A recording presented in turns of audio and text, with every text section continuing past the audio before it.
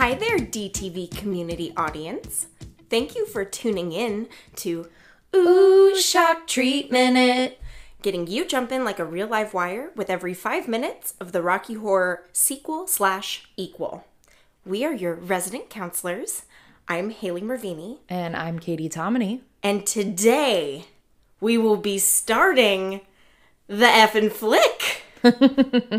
I'm excited. I'm so excited. I've been waiting for this one for so long. Oh my gosh, me too. Obviously, we'll be beginning with minutes 0.0.0 and going through to hour 0, minute 5, second 20, which means we'll be covering the opening network television credits scroll and the flashing name cards that we get. We'll get a good look at the DTV studio and some of the players who are making things go behind the scenes. And we joined the audience in singing along to Denton, USA because, can you blame us? Totally a bop. It's such a bop. It's like we were casually singing it moments ago, and involuntarily I clapped at the beat when you're supposed to clap. You can't even help it. No, I can't. I could not. So good. And now for a commercial break. Get away to a great vacation. Whatever your idea of fun is, you'll find it in the Catskills. Golf, tennis, swimming, jogging, fishing, and boating. We've got fun for the entire family. Whether you choose to team up for a sport or take a leisurely walk through Catskill country, a vacation the whole family can share. And one of the pleasures of vacationing in the Catskills is staying in one of the many renowned resorts in the area. So take a look, then make your choice, and make this summer's vacation the best ever. You can travel the whole world over. It's beauty to explore. The Sullivan County Catskills will make you love New York. With all the treasures and the pleasures any wonderland can offer. It's a little bit like heaven, only closer. A little bit like heaven. The Sullivan County Catskills, where the world's great resort hotels bid you a warm welcome. Only closer. Thursday at 8, 7 Central. Get this Jeep out of here now! Mork's pranks go too far when they bring the house down around Mindy's feet. Oh, it's good to have friends you can drop in on. Next. Good morning!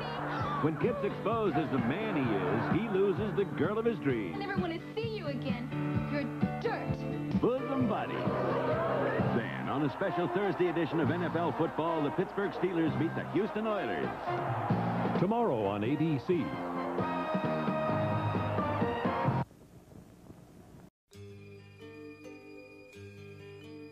Start at the dawn of a new day, exploring the wide open road. Follow the trail where it's leading you and discover Ontario.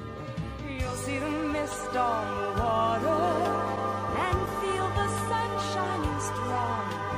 You'll find the smile of a friendly face that says this is where you belong.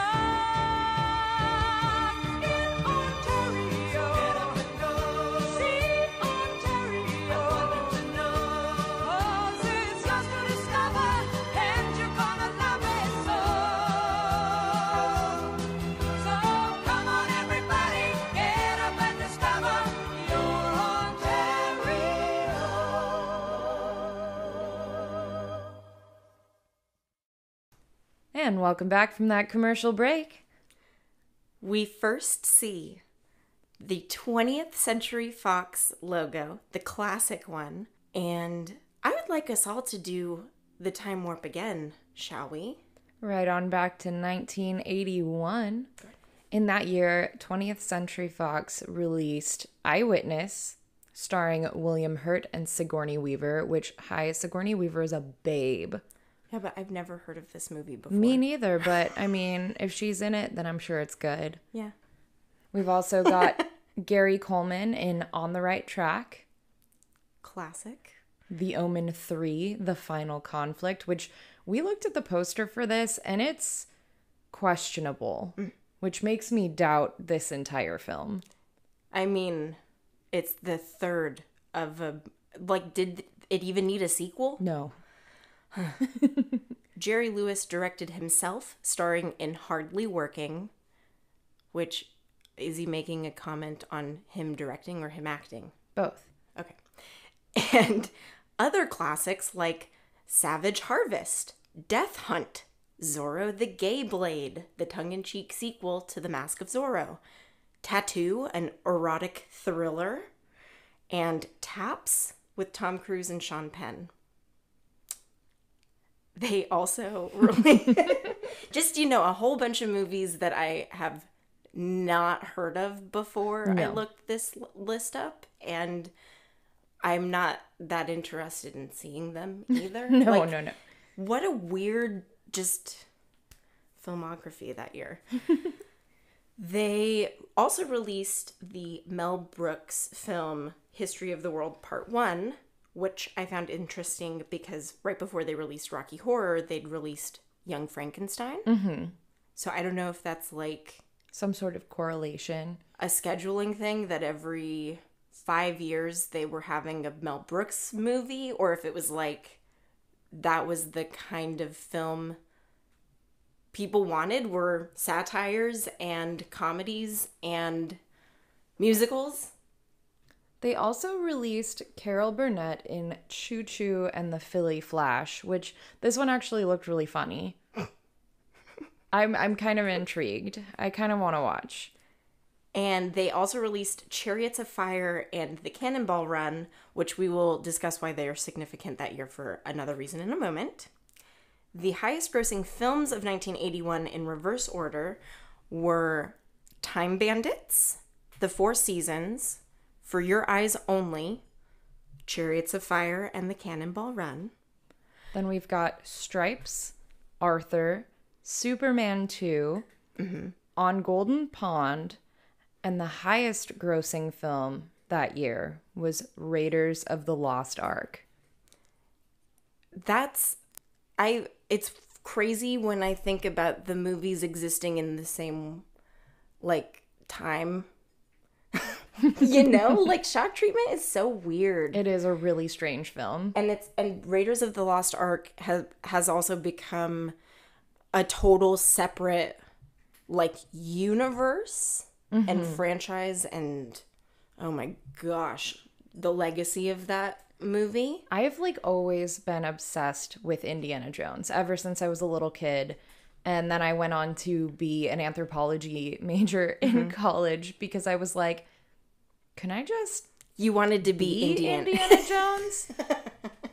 I even have a little satchel. I still have it. I have a satchel that's Indiana Jones. Don't worry about it. It's fine. Hey, maybe one day. And Raiders earned approximately $330.5 million worldwide and played for over a year in some theaters.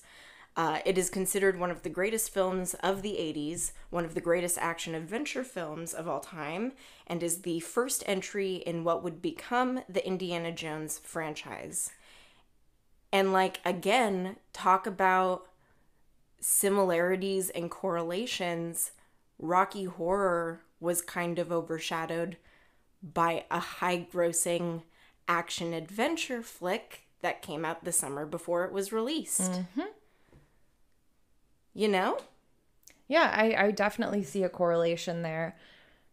I mean, Jaws is a little, I wouldn't say it's on the same page as Raiders, but, I'll give it a pass. Are you saying that they don't have the same legacy? No, I'm saying that they are not necessarily the same type of film. Yes, they're both action, but I think Raiders is a little more for the adventuresome type, as opposed to the thrill-seeking type. Okay. You know what I mean? But Raiders is very thrilling. It is, but then you've got heartthrob Harrison Ford. He's so dreamy. He could get it. Absolutely. the Academy Awards in 1981, which, by the way, were postponed due to an assassination attempt on then President Ronald Reagan. Chariots of Fire won Best Picture, Best Original Screenplay, Best Original Score, and Best Costume Design. It's a British historical drama, so are you now unsurprised as to why it won so many categories? Yeah, it sounds very white. Very white. I've also never heard of this film. I hadn't either, so my high surface level of looking into it was it's based on the true story of a Scottish Christian man and an English Jewish man who must overcome their prejudices to compete together on the same team at the 1924 Olympics. All I can say right now is just imagine like the thumbs up emoji and like the grimacing emoji, because that's how I feel. Like, white guys have always been complaining about how hard it is to be white. To be white. They're like, oh, we're going to the Olympics. Oh, man. I'm going to have to be on a team with someone who's has different religious beliefs than I do. Oh, I don't know how I'm going to be able to compete in the Olympics. Like, it's so elitist, the whole idea of... Anyway, I digress. And also at the Academy Awards, Steven Spielberg was nominated for Best Director. And Best Picture. Yes, Raiders was also nominated for Best Picture, as it had come out in June of 1981. It was nominated a total of 8 times. Not enough. Which, it just kind of surprised me because I know how, like, culturally and, like, in specifically pop culturally significant it is. Oh, yeah. That I didn't realize it was so critically successful as well. Yeah, I feel like a lot of the very culturally relevant films have been panned for the most part. So yes. It's really surprising to see how well this film did. And I teased it last episode about why Susan Sarandon could not in a million dreams have been cast for Shock Treatment. That year, she was nominated for Best Actress for Atlantic City. Isn't that the one with the shot through the window and the lemons in the bowl and just Susan being the hottest thing I've ever seen? I'm pretty sure her budget would have been the entire production cost. Honestly. Because such a babe. And could you imagine then if, like, come watch Shock Treatment with Academy Award nominated Susan Sarandon. Like, it would have, she was on a different career trajectory absolutely. At that point. Other relevant films that came out between Rocky Horror and Shock Treatment that could have impacted the production, you know, how Brian Thompson and Sue Blaine, how they could have all been maybe inspired. The most significant were the 2 Star Wars films that came out. Yeah, A New Hope and Empire Strikes Back. Released in 1977 and 1980, respectively. In 1976, Rocky the boxing film is released and is unfortunately unrelated to the horror picture show. A Star is Born, starring Barbra Streisand, was released. And didn't Columbia have a Star is Born poster in her bedroom? She absolutely did. Interesting. A remake for King Kong came out, starring Charles Grodin and Jessica Lange. I never know how to pronounce her last. Didn't we do this last season? We talked about her last season and we still haven't figured out how to say her name. Okay, if American Horror Story ends up doing American Horror Picture Story, like it's being teased, yeah, I will learn how to correctly pronounce her name, because I also will want to talk about that season. Yeah. If they're doing a Rocky Horror, like, inspired thing. That would be a lot of fun. Oh my gosh, Ryan Murphy, if you're listening. It would be a big old mess, but it would be a lot of fun. If it didn't make sense, we wouldn't blame him this time. We wouldn't be like, dang, Ryan Murphy wrote another nonsense season of AHS. You'd be like, no, it's a true, faithfully done homage to Rocky Horror Picture Show. We've also got The Omen, Network. Okay, so Network I wanted to bring up because it too foresaw Americans' obsession with reality television and specifically news media. And I'm going to make Katie watch it with me later for research later in the season.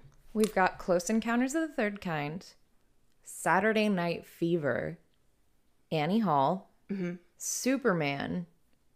We have Grease, which, hi, hello, yes, it's good, but why didn't they get buried? Well, it's 3 years after Rocky Horror. That would have been a perfect casting for Barry, unless they were like, he's too old, he's not a believable Danny Zuko anymore. Oh, but John Travolta was? And Animal House also came out that year, as well as John Carpenter's Halloween. Such a good film. In 1979, The Amityville Horror, Apocalypse Now, Alien, and The Muppet Movie. Lots of Sigourney Weaver. Yeah. Love her. And in 1980, which arguably might be one of the best years for film in modern history, like earlier mentioned, The Empire Strikes Back, and the cinematographer for the Rocky Horror Picture Show, Peter Sushitsky, was hired for that job. So that's why they probably couldn't get him for shock treatment either. That's why he is, we will get to who he's replaced by later. But also released in 1980, Dolly Parton's 9 to 5, Airplane, The Blues Brothers. Oh, I love The Blues Brothers. The Shining, which, hey Susan, hey The Shining 237, you know how I feel about that. And Fame came out with its shadowcast scene performing Rocky Horror in the movie. I also wanted to note that in 1981, An American Werewolf in London became a horror staple and became iconic for its visual effects and makeup. And then the following year, Barry Bostwick, 20th Century Fox released Megaforce. Yes. So it's one of those that, like, I don't know why they didn't get Barry. They could have gotten Barry. Shock treatment. I mean, I just don't think it would be the same, though, if they had Barry and not Susan. Oh my gosh, how confusing would that be? We would think that he'd just gotten married and oh my gosh, married and divorced and remarried to another Janet. Or he killed Janet and replaced her. With another Janet. He built her like Rocky. This needs to be fan fiction somewhere now. There were also 2 presidential elections that took place between Rocky Horror and Shock Treatment. In 1976, Carter was elected versus Ford. Yes. And until 2020, this was the last time that Alabama, Mississippi, South Carolina, and Texas voted for the Democratic candidate. How interesting. I wanted to note it that sociopolitically we're in a pretty similar environment. Yeah. A very controversial president just leaving office. It seems very, very similar. Yes. And Carter was like the reliable man, the trusted guy, the man we wanted in office because you could trust him. Then in 1980, we were like, get him out. When America elected the movie star turned governor of California, Ronald Reagan. He completely slaughtered that election. He won 44 states vote versus the incumbent Carter. And another independent challenger, Anderson, who started the like, just call, if you can donate $1, I'll take it. Like, let's, independent party. If this gives us anything to interpret, it's that Joe Biden is going to have a very brief 4-year term just to lose his re-election to Arnold Schwarzenegger in the Republican seat. Except for that Arnold Schwarzenegger can't run for president because he wasn't born here. That's That's right. So, okay, then Jack Black does need to become governor of California. So then he can run for president eventually. Yes. There's a Californian I'd vote for. I agree. I love him. So now we're sitting in the theater, right? 20th Century Fox logo's just gone by. And now we open to a still shot of a shadowy figure. He's staring into the camera and has a carnation in his left jacket breast pocket, in his office smoking a cigar with the smoke obscuring his face. And remember, folks, this is the 80s, so smoking inside was still okay. There are 4 television sets behind him, and already with this framing, this is the first shot of the movie, and they're like, we need to get them hard. Like, I'm like, oh my gosh, this is so pleasing to look at. And I love the little pops of red. yes, there's a glowing red button that's mirroring like the location of Farley's carnation. Mm-hmm. And then there are little red boxes in the corners of the TV screens. It's honestly really visually pleasing. Well, you end up looking at it for A really long time. a period of time, yes. And it gives you that time to appreciate everything in the shot, which is, that's what movies are for, man. Is to kind of appeal to all of our senses. Mm-hmm. Credits start rolling in a bar near the bottom of the screen, left to right in, I want to call it like TV static font, because it's like fuzzy and gray and like... The way that the letters are kind of reminds me of how like players' names on the back of jerseys look. Yeah. Like it's kind of that like sports type of like block lettering. It's so 80s news station to me. Absolutely. And the credits are flashing between 2 blue bars along the bottom of the screen, which is a very unique credit tactic. Mm-hmm. We're not getting, I mean, what am I to compare it to Rocky Horror with their opening credits scene of, like, you right away are getting lyrics to a song, you have to think of all of the actors, and, you know, there's a lot to think about when Rocky Horror is starting. And meanwhile, this is just like rolling credits in the beginning over like a still image. Mm-hmm. The first credit is a Michael White, Lou Adler production of a musical by Richard O'Brien. Oh, Richard. Can you tell me some of these movie stats? Yes. So it opened with a limited release on the midnight movie circuit in the US. They were like, this will appeal to those Rocky Horror fans. So, they tried. It was released on October 31st, 1981. It's almost the 40th anniversary. Hey.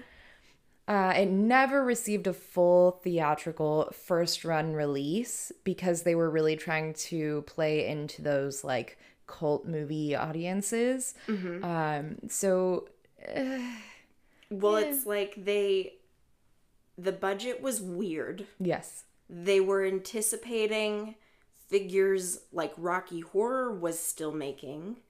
Like we covered in the last episode, Rocky Horror was playing sometimes 2 nights a week, every week, in a lot of places around the world. And they were like, this will probably bring in the exact same crowd. We'll probably get all of those people to come. It was a total failure. Like even bigger than Rocky Horror because it was being rejected by those who were in love with Rocky Horror. Mm-hmm.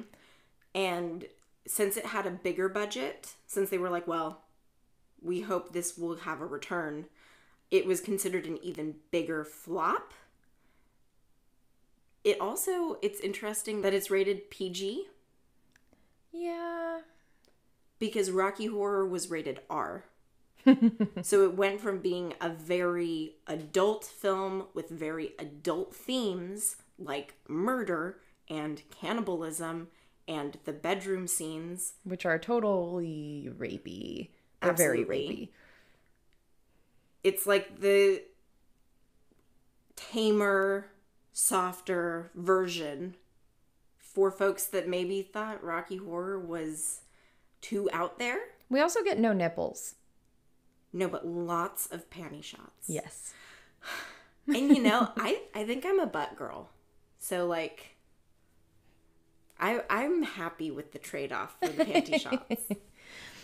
And the budget on this movie was approximately $3.5 million compared to Rocky Horror's $1.4, which is like a huge increase. Yes. And they originally would have given it a budget of $5 million because the filmmaking team wanted to shoot on location in Denton, Texas.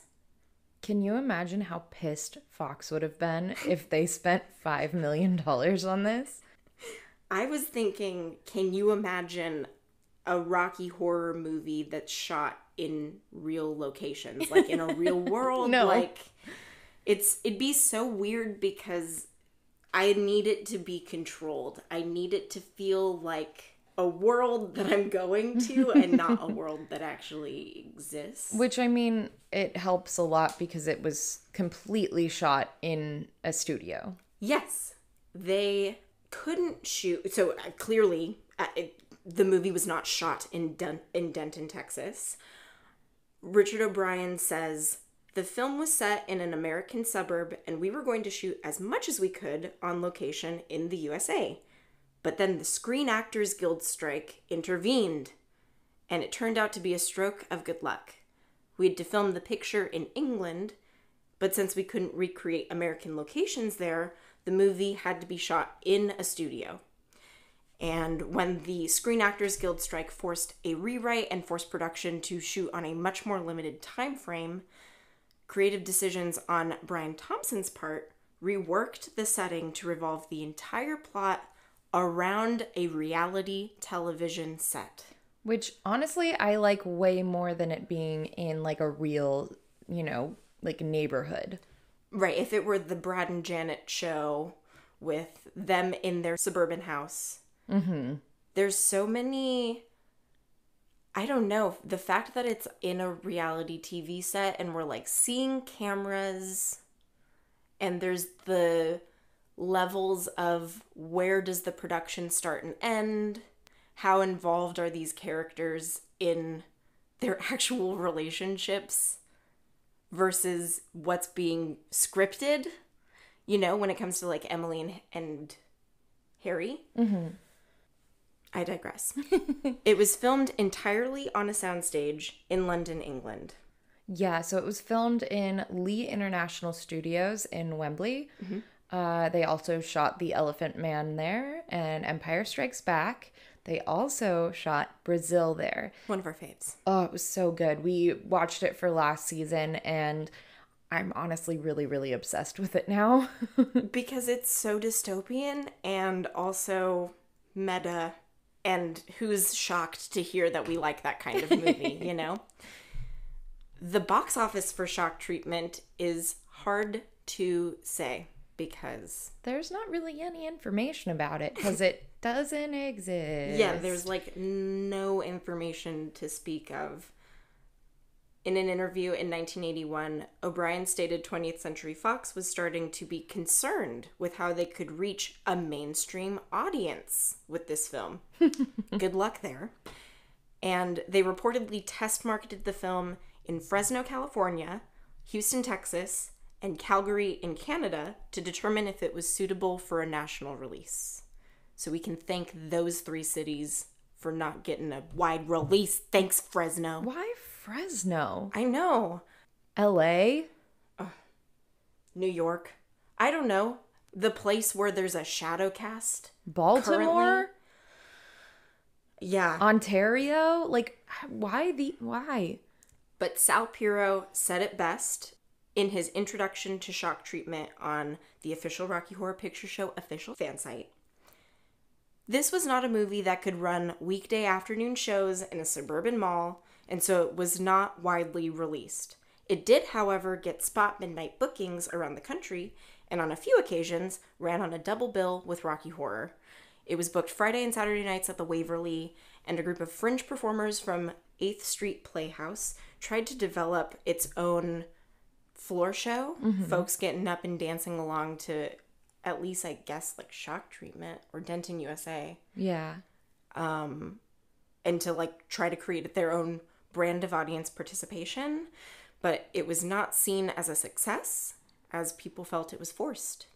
Like, this film definitely feels as though it was written to pander to those audiences. Like, it was, you know, things were put in, pauses were put in, like gimmicks and stuff to make it like, look, you can talk back to this movie. Haha, you like to do that. And so But people, hey. I know, but people really felt like it was like patronizing. But isn't that really cool to consider, like a screenwriter is writing dialogue that he knows is going to be interacted with and is purposefully trying to have a conversation with the audience, is trying to... Yeah, but I'm too cool for that, man. You know, I'm too cool. I just don't know what it would be like now if it were released now. I honestly feel like it would have a better reception. I don't know how. That's going to be one of the questions I'm going to ask myself. There's a lot of us weirdos out here now. I feel like it would do a lot better. Ooh. Could it be remade? What if Fox did a sing-along version? Please Live don't. musical. We don't want Vanessa Hudgens as Janet. Please don't make it happen. No, they would make her... Ansalog. Yes, that you read my mind. I wasn't going to pick Ansalog, but yeah, absolutely, they would make her Ansalog. I still don't want it. So please don't do it. What present day movies could we compare Shock Treatment to? That's really hard Also to say. a hard question to ask, yeah. I mean, it's not a movie, but like WandaVision. Oh. Okay. I like that answer. I wasn't anticipating that answer, but that's like, if we consider, well, no, the budget for WandaVision. Absolutely off the charts.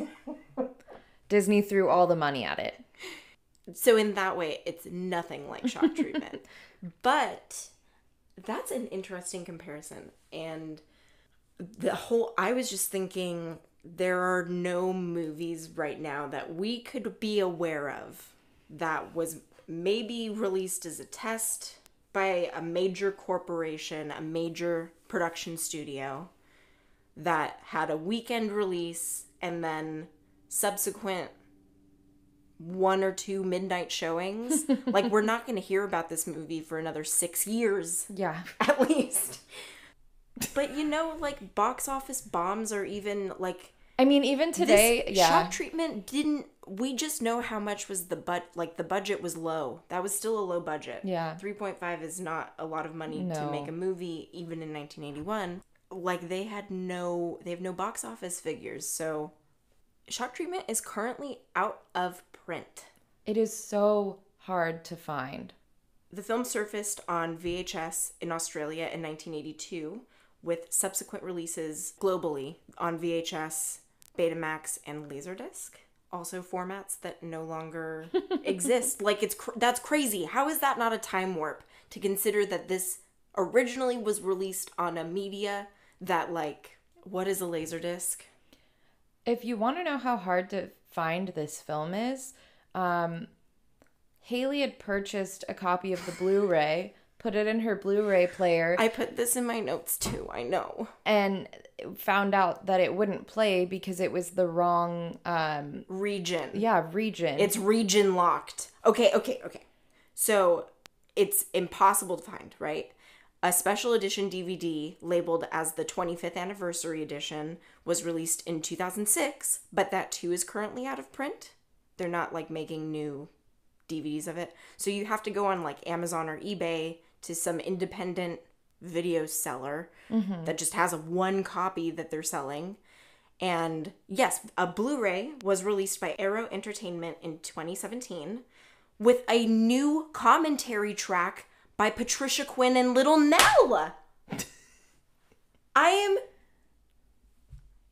I think you can tell I'm emotional about this, because don't buy it if you're not in region 2, because you will have a heartbreaking moment like I did when I was like, why isn't my Blu-ray player working?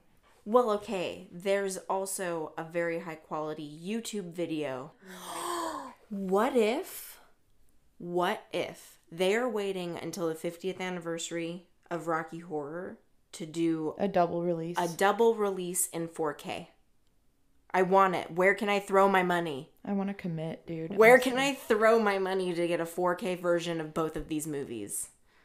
Because I'm throwing it already. Anyway.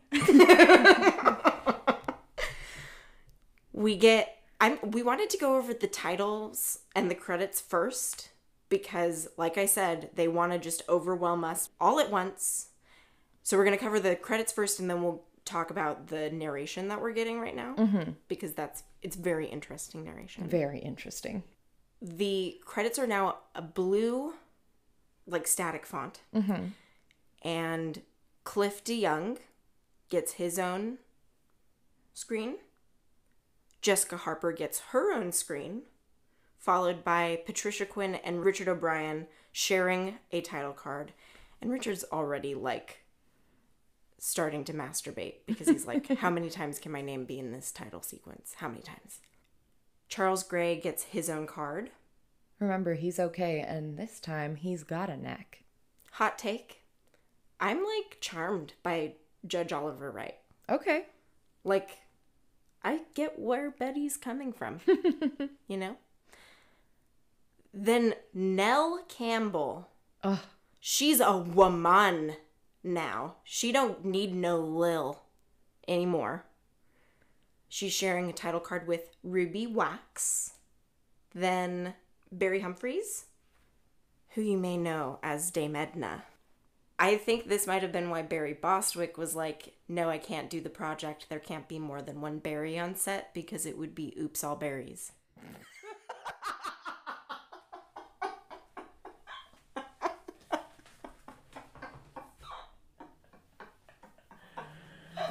Goodbye, I'm going home now.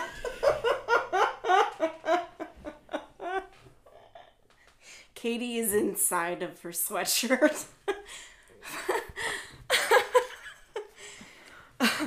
Someone on the Shadowcast page suggested doing a Rocky Horror like show, Shadowcast show, but cast Frank, Janet, Brad, Riff as Brad and wearing Brad's costume and changing into Brad's costume throughout the show.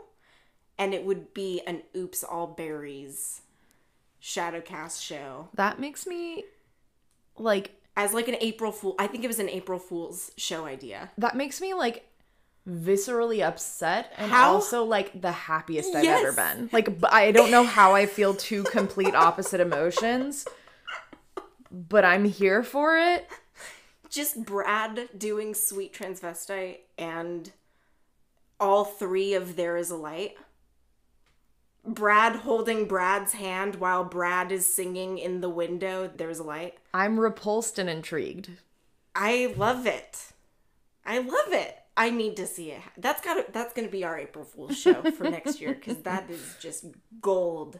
Whoever you are on that Facebook page that said Oops, All Berries, man.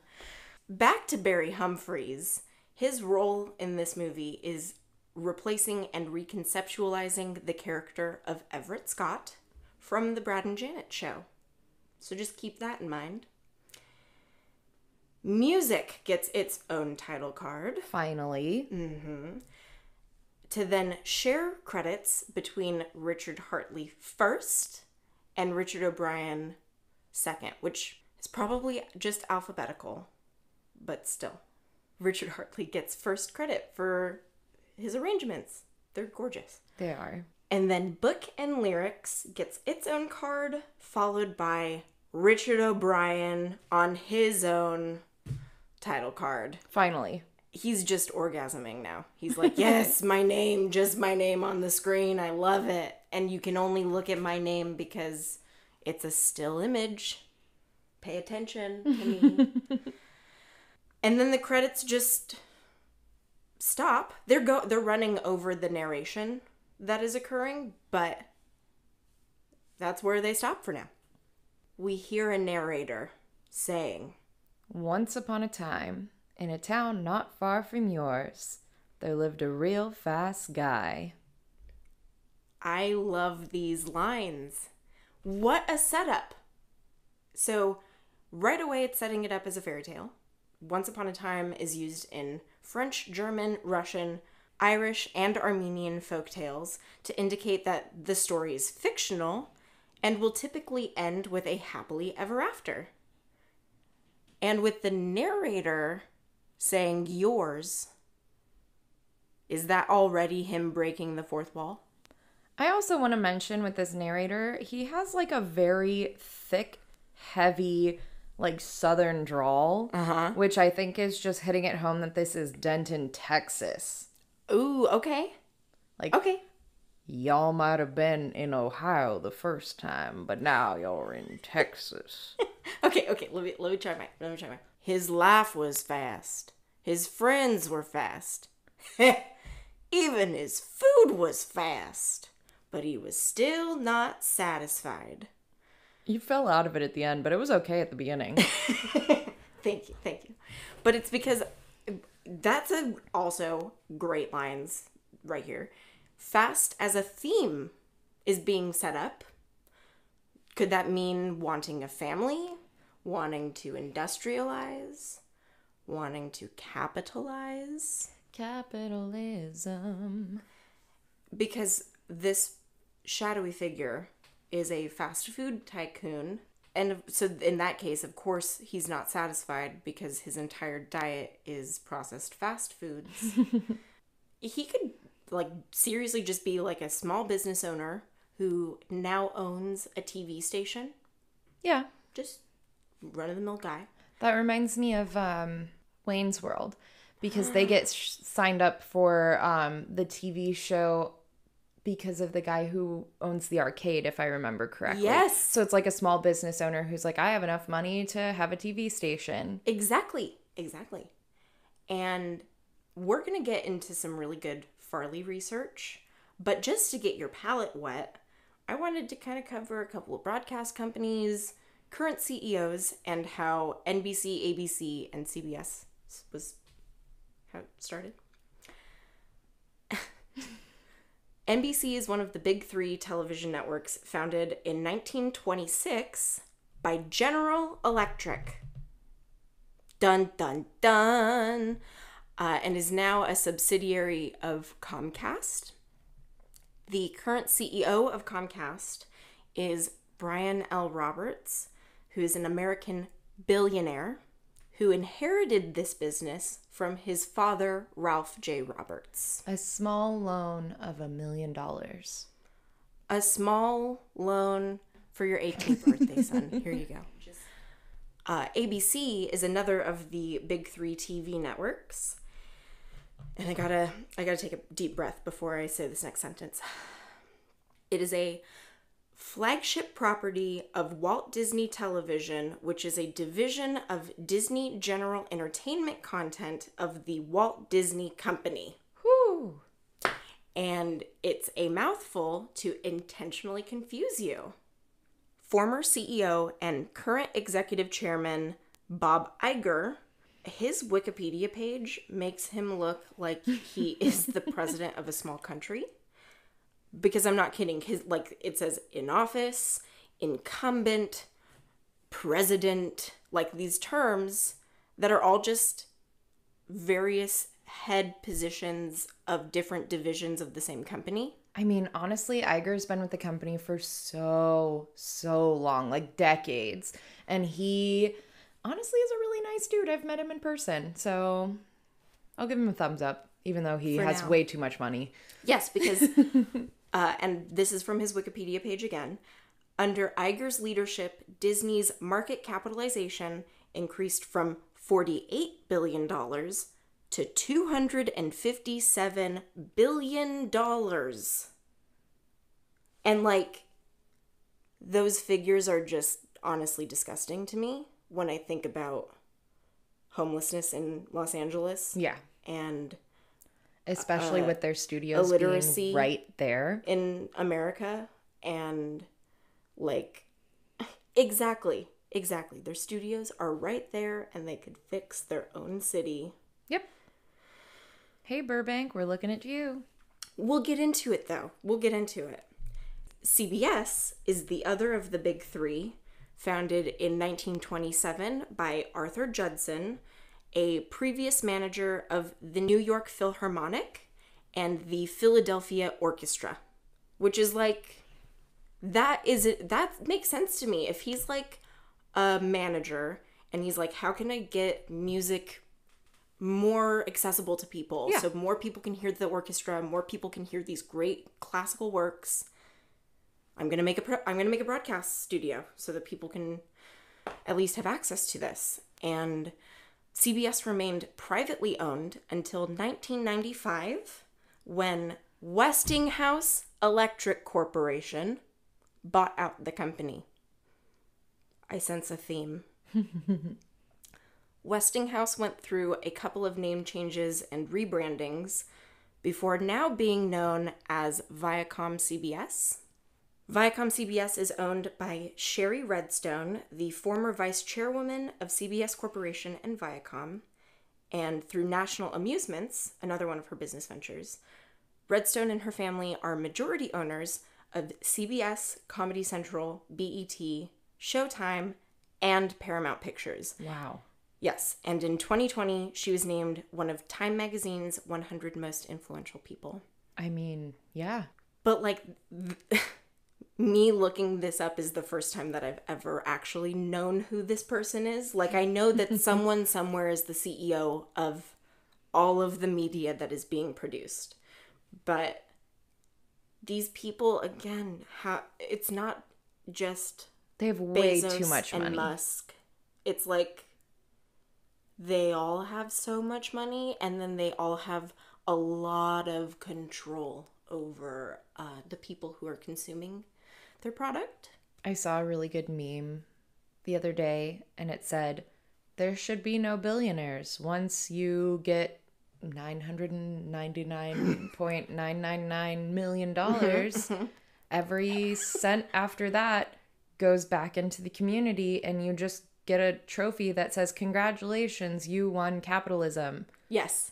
I think I saw the same meme. I love that meme. And yes. It's like, and you get a dog park named after you. Something. Like, there's no reason for anyone to be a billionaire. A movie theater. Something. A freeway. Anything. Just, you don't need $1 billion. Homeless people. Yes. That is not a shelter that has curfews and other restrictions that literally make it like you're less of a human to stay I digress. This is just all stuff that we're gonna get into later this season. The narration continues. He wanted to share his fast philosophy with someone else. A beautiful girl. Trouble was, she was in the arms of another man. Boing! And this narration, it's just delicious gold. We're getting so much good context to set up the world we're entering right now. Conflict right away. He wants a girl, and he will steal that girl from whoever she's with. Mm-hmm. Synchronized with those lines, we see the white movie title card, shock treatment. The narration that we just got was originally going to be narrating the next shot that we're about to see, going through the studio.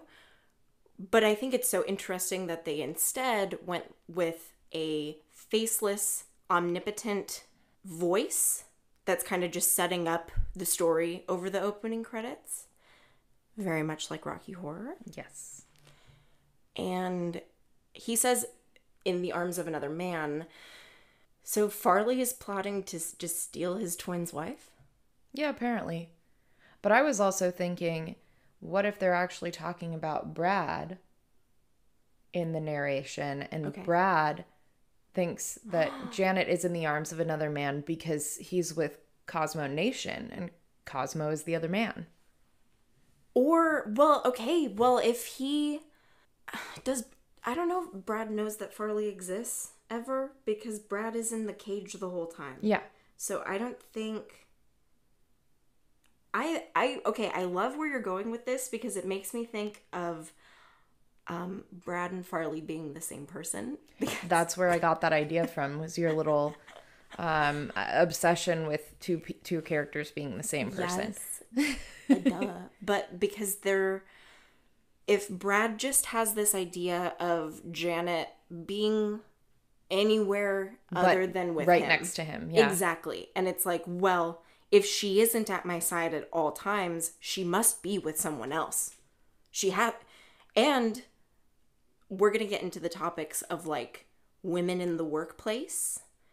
And it could also be an interpretation of my wife is now more interested in working, and that's kind of like the other man right now. Or my wife is more interested in herself. Yes. And is not completely focused on me. Oh, there's so much, because then we're going to get into like Freudian stuff too, and like your inner self and like repressed stuff, and then like your feminine and your masculine and your all of it. We're gonna get into it. We're gonna dive so deep. But I don't know why Farley doesn't go for like Macy or Neely or any of the other women that we see in the movie, and why it has to be Janet. Yeah. Because then it makes me wonder if he invited Brad and Janet to come to the studio today, or how else did all of it like come to fruition? Like similar to why did Dr. Scott show up in the middle of the movie? Like, how did all of these characters get brought into this room on this day? It was a chance meeting. That's it. Just a chance. It was just a chance. Yeah. Unless it wasn't. Because, we get that really creepy shot that we're about to see of Creepy McCreeperson, fast food, looking through the billboard. Mm-hmm. So maybe he was just looking out and like locked Plotting? eyes from across the room. Ooh. Down my drink while the rhythms boom. Thank you. Yes. Jizz in my pants. I you know what? With that suit, I can see Farley doing it. Well, we get the boing sound, which is an onomatopoeia for a springing, twanging sound or action, like a diving board or an erection. Yeah. Again, jizz in my pants. We'll maybe I need to figure out a way of working jizz in my pants into the Me of Me episode. It's going into the brain bank. But with that sound, the credits go away and the shot starts moving, and the smoke begins to move, and the TV monitors in the back also begin to move. A red frame on each monitor starts lining the white TV screen to create a blue and red DTV logo.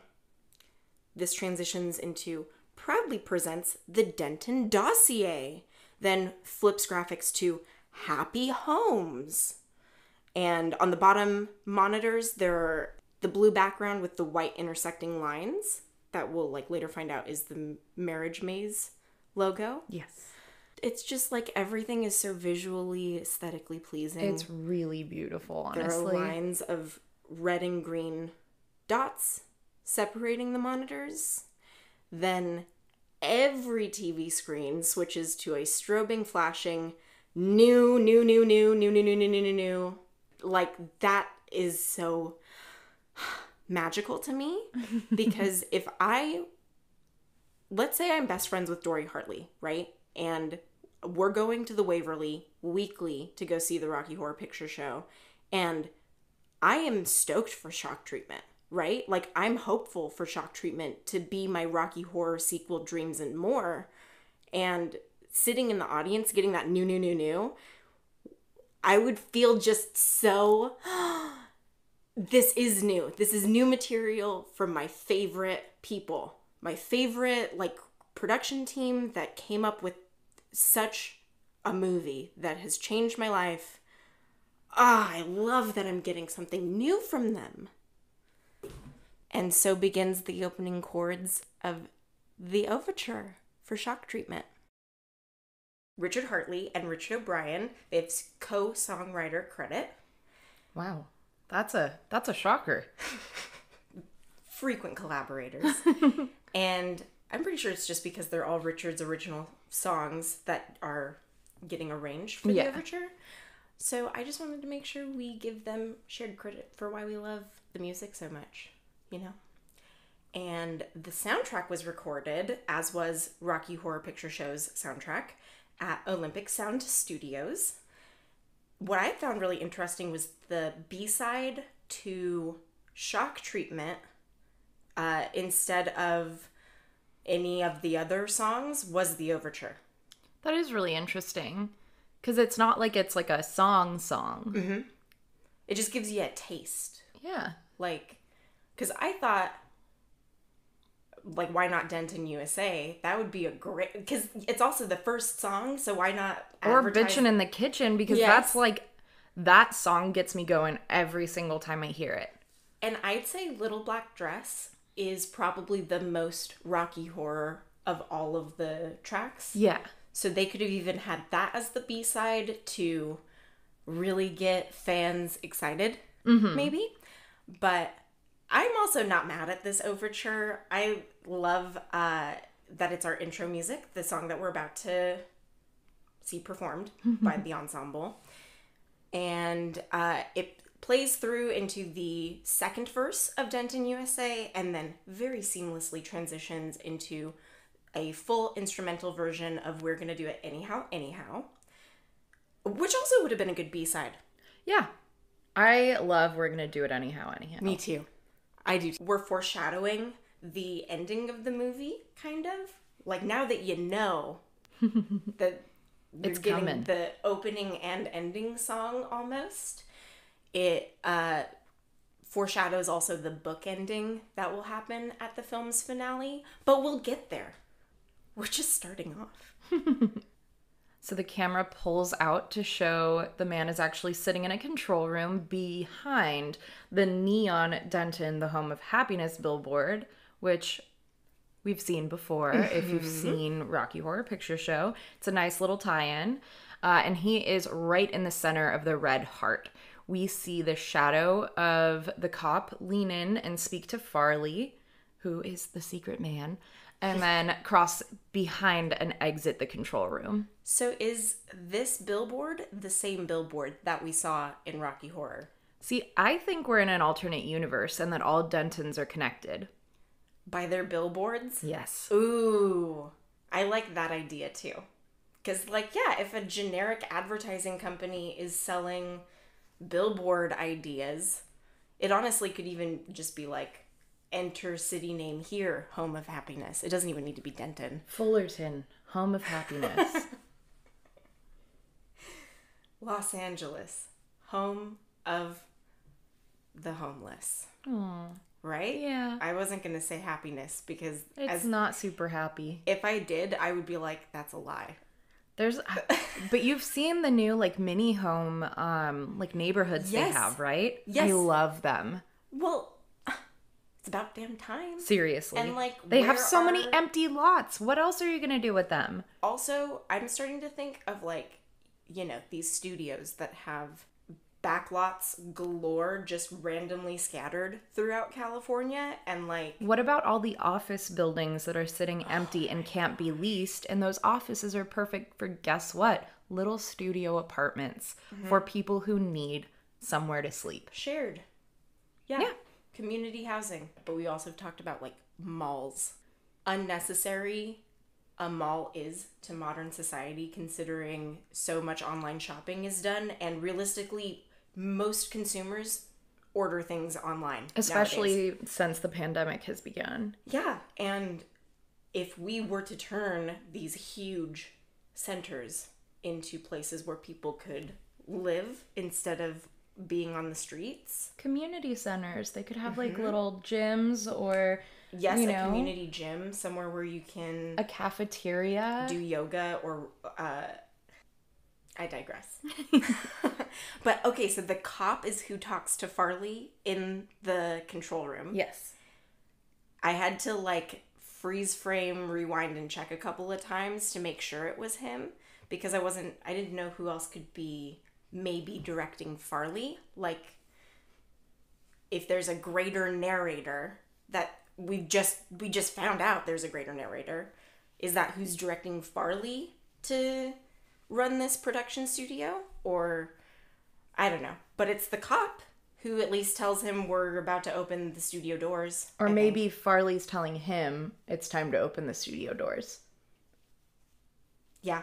Either or. There's a lean in, and we start to just get the scope of this studio.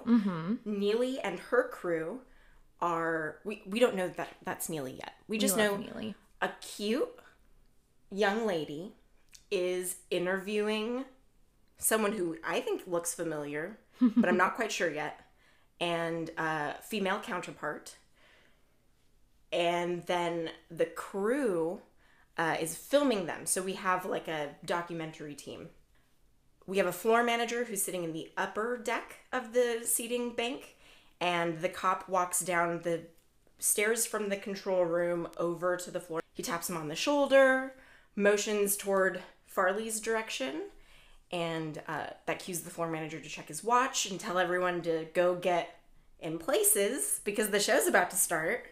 And that just makes me feel, as a performer, I'm like, ooh, I love that, hey guys, it's 5 minutes to places thing. And you know now that you're going to get this cool behind-the-scenes glance at a production. You know, because we're seeing the cast of characters before they're on stage. Do you know what I mean? Yeah, before the cameras are on. Right. Even though the cameras have already started rolling.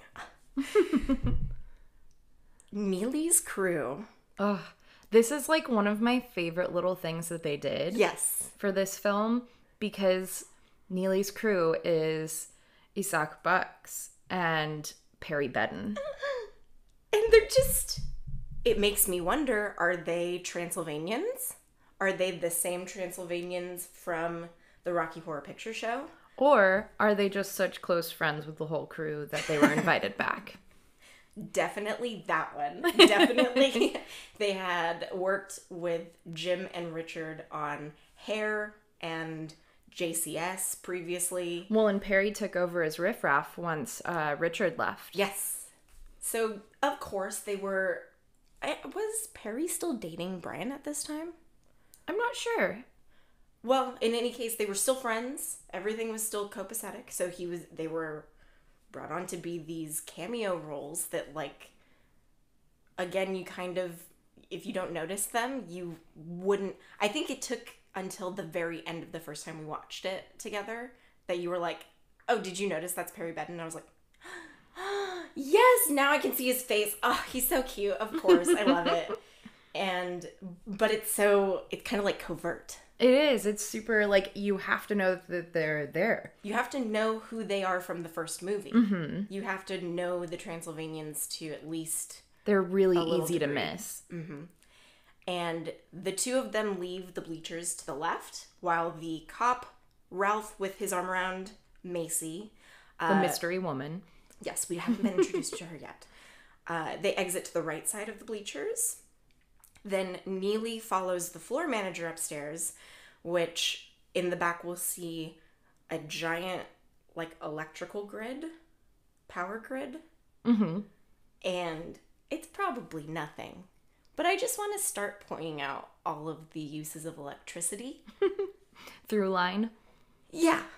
Yeah, because we're going to get introduced to appliances later, too. Mm-hmm. And... this studio looks like it consumes a whole lot of energy just operating that billboard alone. What I think is really interesting is Ralph is the only person that is reprising his original role. Mm-hmm, mm-hmm, mm-hmm. Like, literally the only person who they were like, hey, come on back, and you're not going to play a new character. Who made that choice? Not that it's a bad choice. It's a great choice, but who? It's another one of those nightmare moments of, like, people look familiar, but also if he's the same Ralph, then why aren't Richard and Patricia Riff Raff and Magenta? And why isn't Betty the same Betty? Yeah, and why aren't Brad and Janet the same Brad and Janet? Yeah.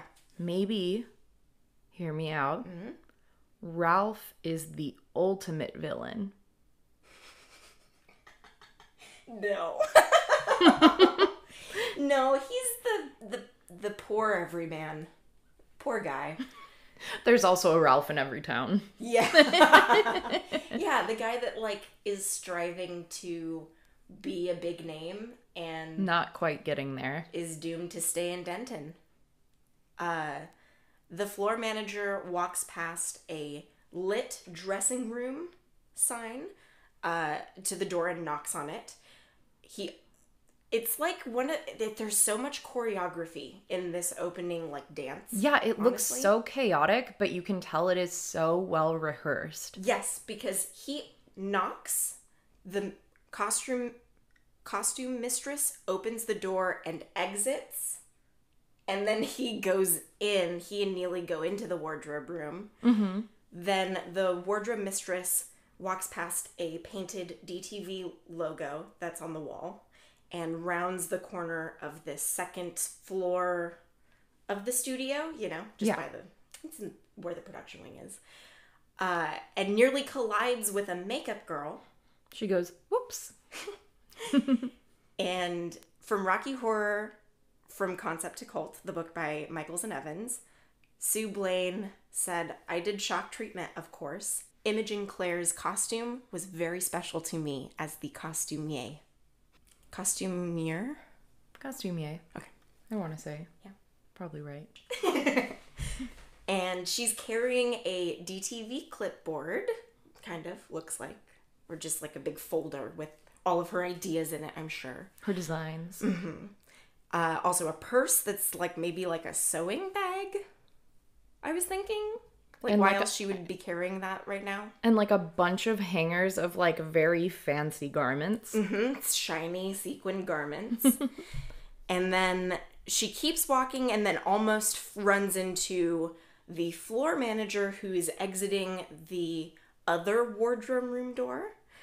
And I cracked up watching this for studying.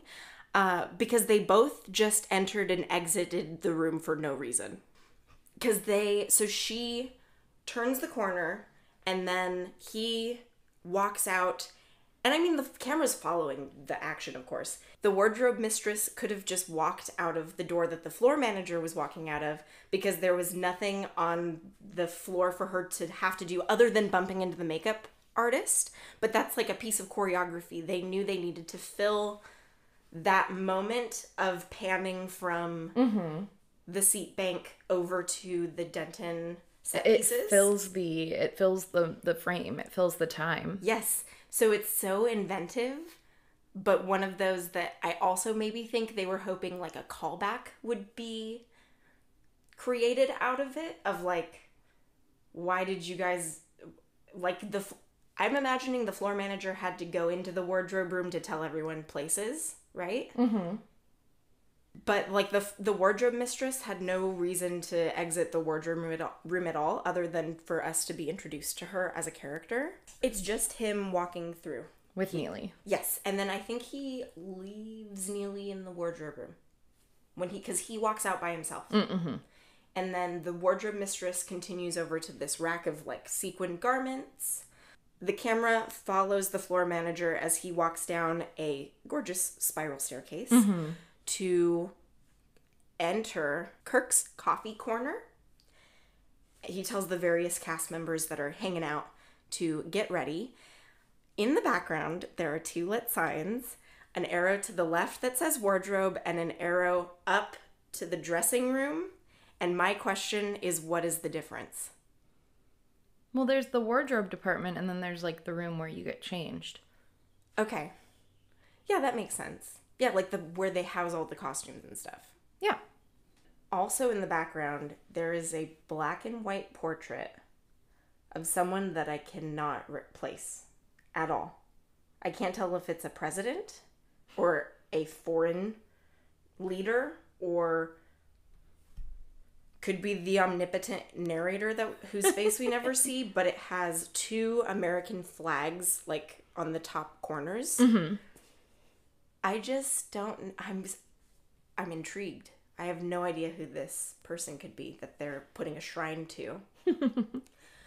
And Sal Piro makes his cameo on the phone at that phone bank right there behind the staircase. I love Sal. He's so sweet. He wrote on his website, of course, the official Rocky Horror Picture Show official fan site.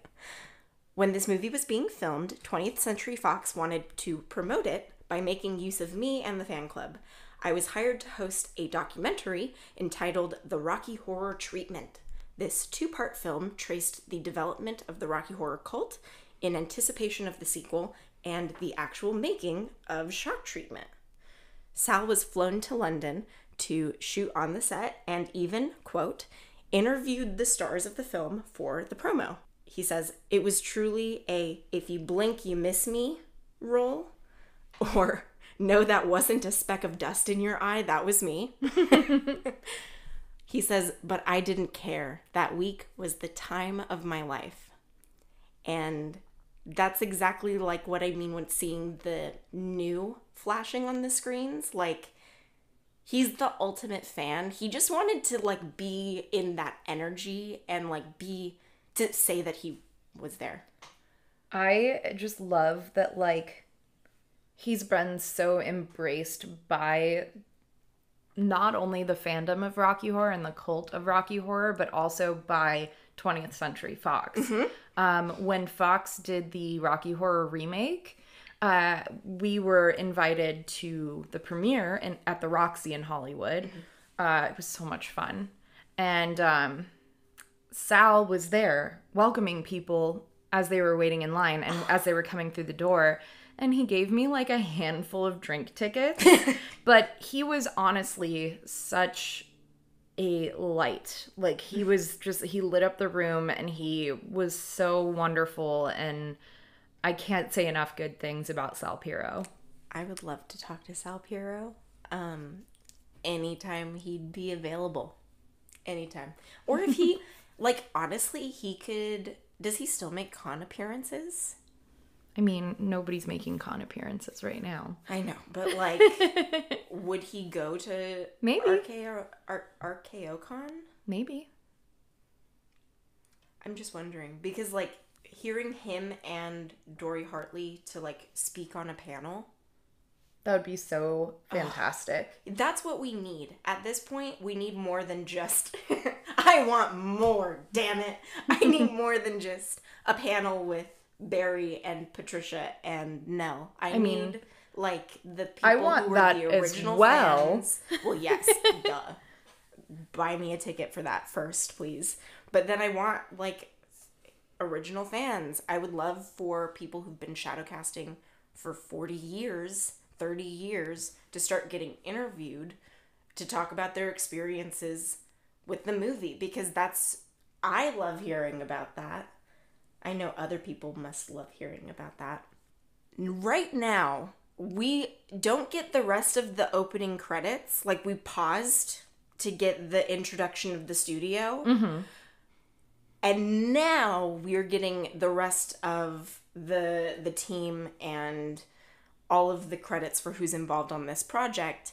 I love that they're including the environment as like, yeah, I'm going to introduce you to the cast of players and who worked on this, but also this setting is a very important device to our narrative right now.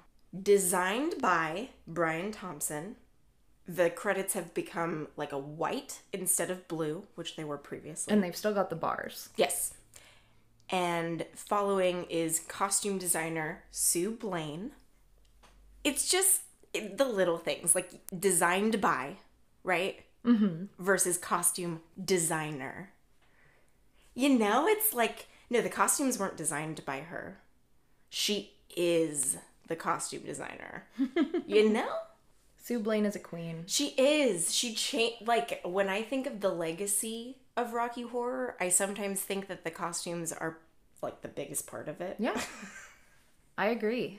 Like, it wouldn't be the same as the music. It totally wouldn't be the same if they looked different. If Frank didn't have the corset. Yeah, the sweet tea corset. That reveal is what makes the movie and makes you want to watch what else they could get into. Yeah.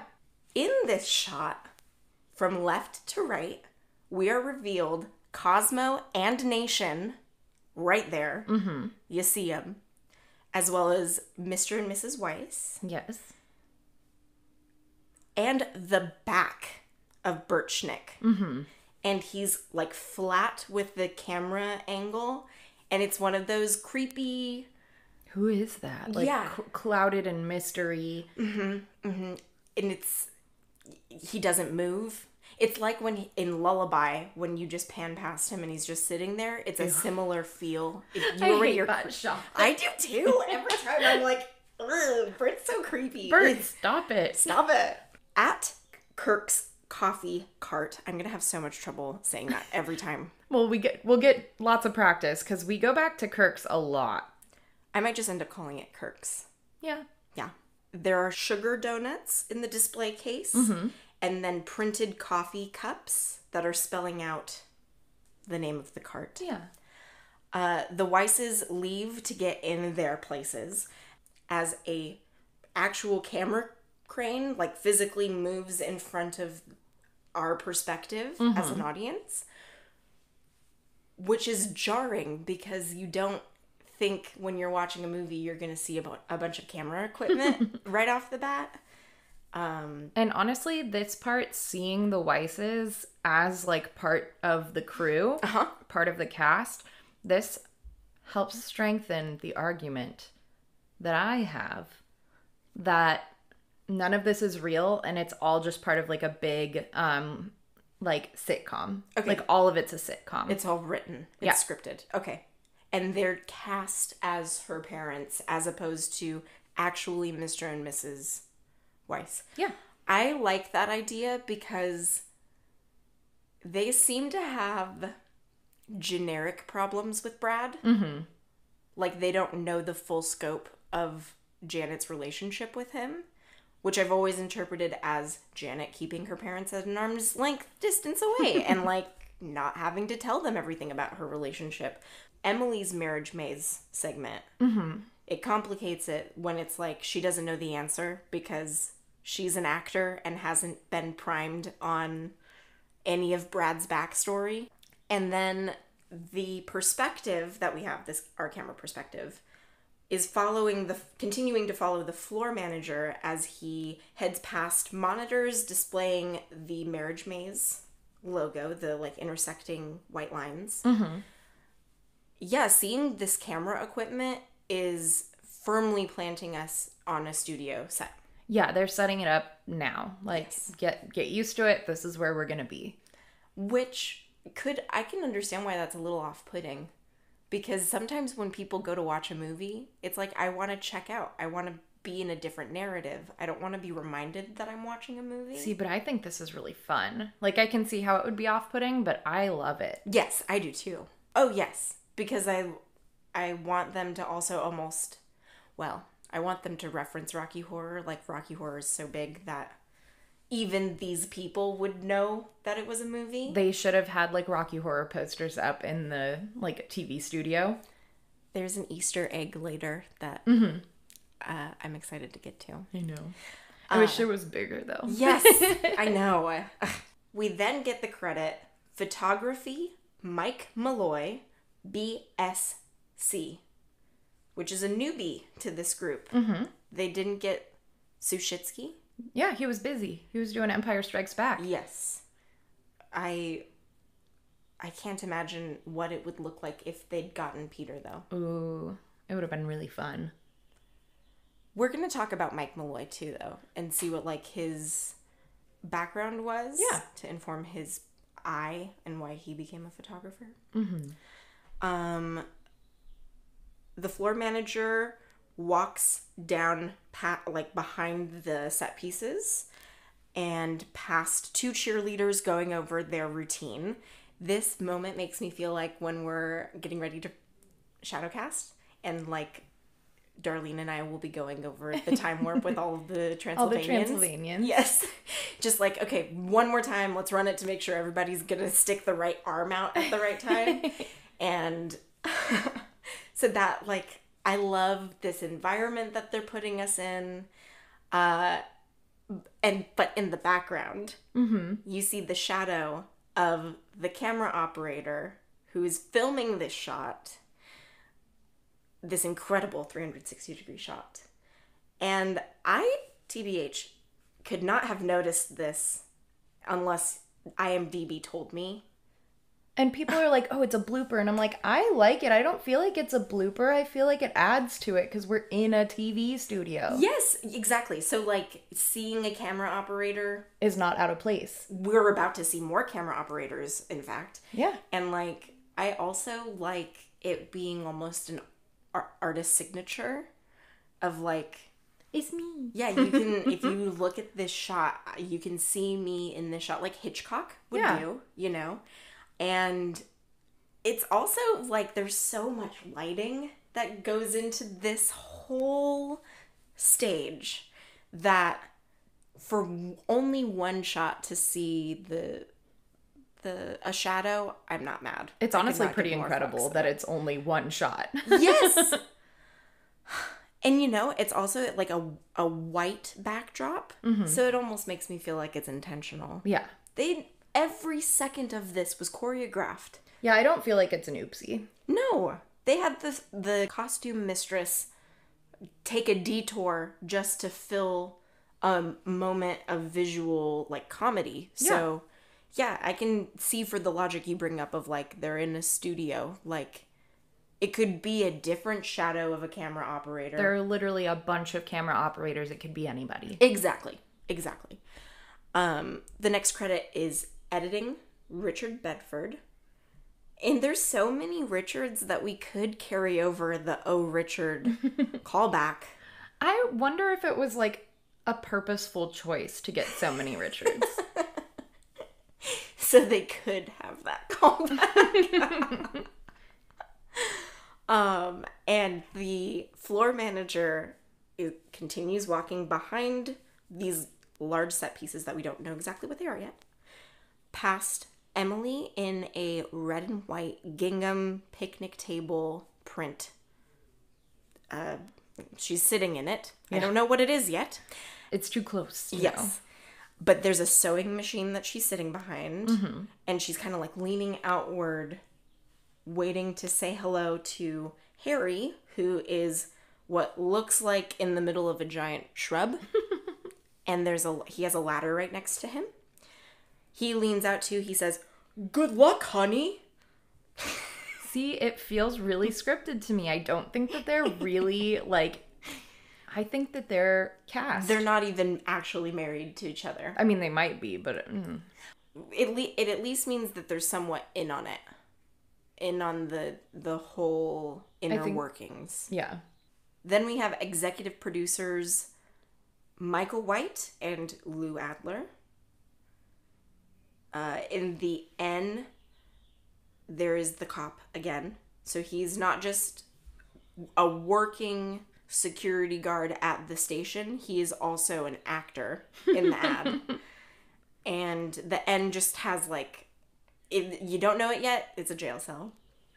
Then the floor manager passes behind Ralph and straightens his tie in time with Ralph straightening his tie. Like they cross. Oh, loved it. Then a DTV camera and operator cross in front of the frame, again reminding us we're on a soundstage. Macy is standing like a perfect Barbie doll in her N, putting something in her jacket pocket. Then we get the title, produced by John Goldstone. The floor manager goes past the Welcome to DTV sign And To the Studio Bay Door.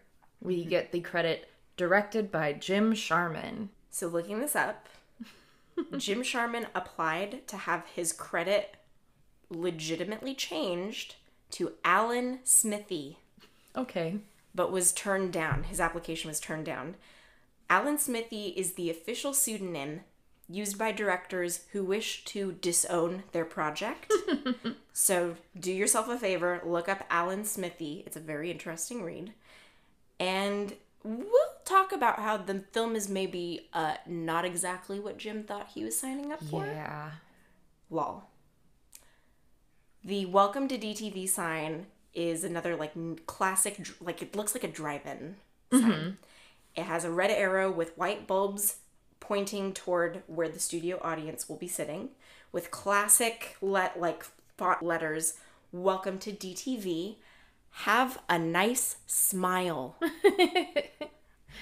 They're extras. They're extras, yes, and be sure when the camera turns on you, you look like you're having a good time, because otherwise we're not going to put the camera on you, and that's kind of why you're here. Exactly. That on a different level, how interesting to think of the people who've shown up for this filming today. Yep. The studio bay door is huge. Yes. This just might be as big as studio bay doors are, but it just looks just ginormous. I don't really have any anything to compare it to. Haven't worked in a studio personally myself yet. Would love to, but somebody give her a chance. Oh, please. But it's huge. There are red ropes and stanchions lining the door and also an out of bounds backstage area. The floor manager does a point gesture to the off-screen stagehand who opens the bay door. There is a horde of anticipatory fans. That's just like the feeling of when we let in at midnight at a screening. Yes. People are so excited to just get in, find their seat, start getting excited about the show they're about to see. He moves aside these stanchions for this crowd to literally flood in. Some of them are practically running. And all of these characters, oh my gosh. And it's so funny because you think all of them are literally just extras, but they have singing lines, they have specific costumes that they're wearing and sections they're sitting in.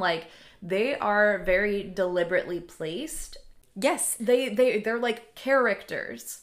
Absolutely. We are going to research some of the featured extras throughout when they're featured. But yes, to think that every single one of them had a specific costume plan that Sue Blaine sketched out, had in her mind. She was like, I want them to all be wearing hats of different colors and just various 70s fashions, but they're all bold prints, lots of layers, so colorful, so bright. And when you watch the season finale of The Bachelor and you get the studio audience for after the final rose, they're too dressed in very bright colors, pops of pink, pops of yellow. Gotta look good for the camera. Exactly. If you wear too much beige in the audience, you get lost. So they've all been instructed, as people that exist in this world, show up in your brightest colors so that we can feature you on camera. And I guess a few of the audience members are wearing costumes from Rocky Horror. We'll have to take a closer look. Yes. There is a laugh, applause, quiet sign, which on a TV set makes sense. Yeah. But it is oppressive rhetoric if that is, if those were laws. Do you know what I mean? Well, I mean, they need canned laughter. Right.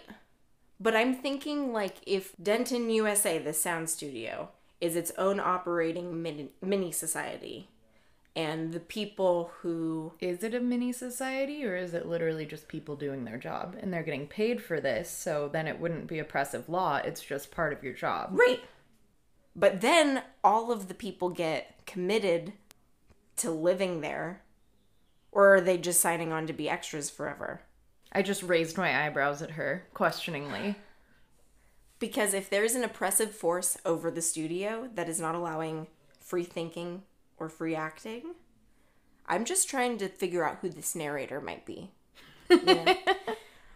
We pan past the set of the Denton dossier, and this back wall that's been constructed is gorgeous. I love the Denton dossier set because it's the DTV,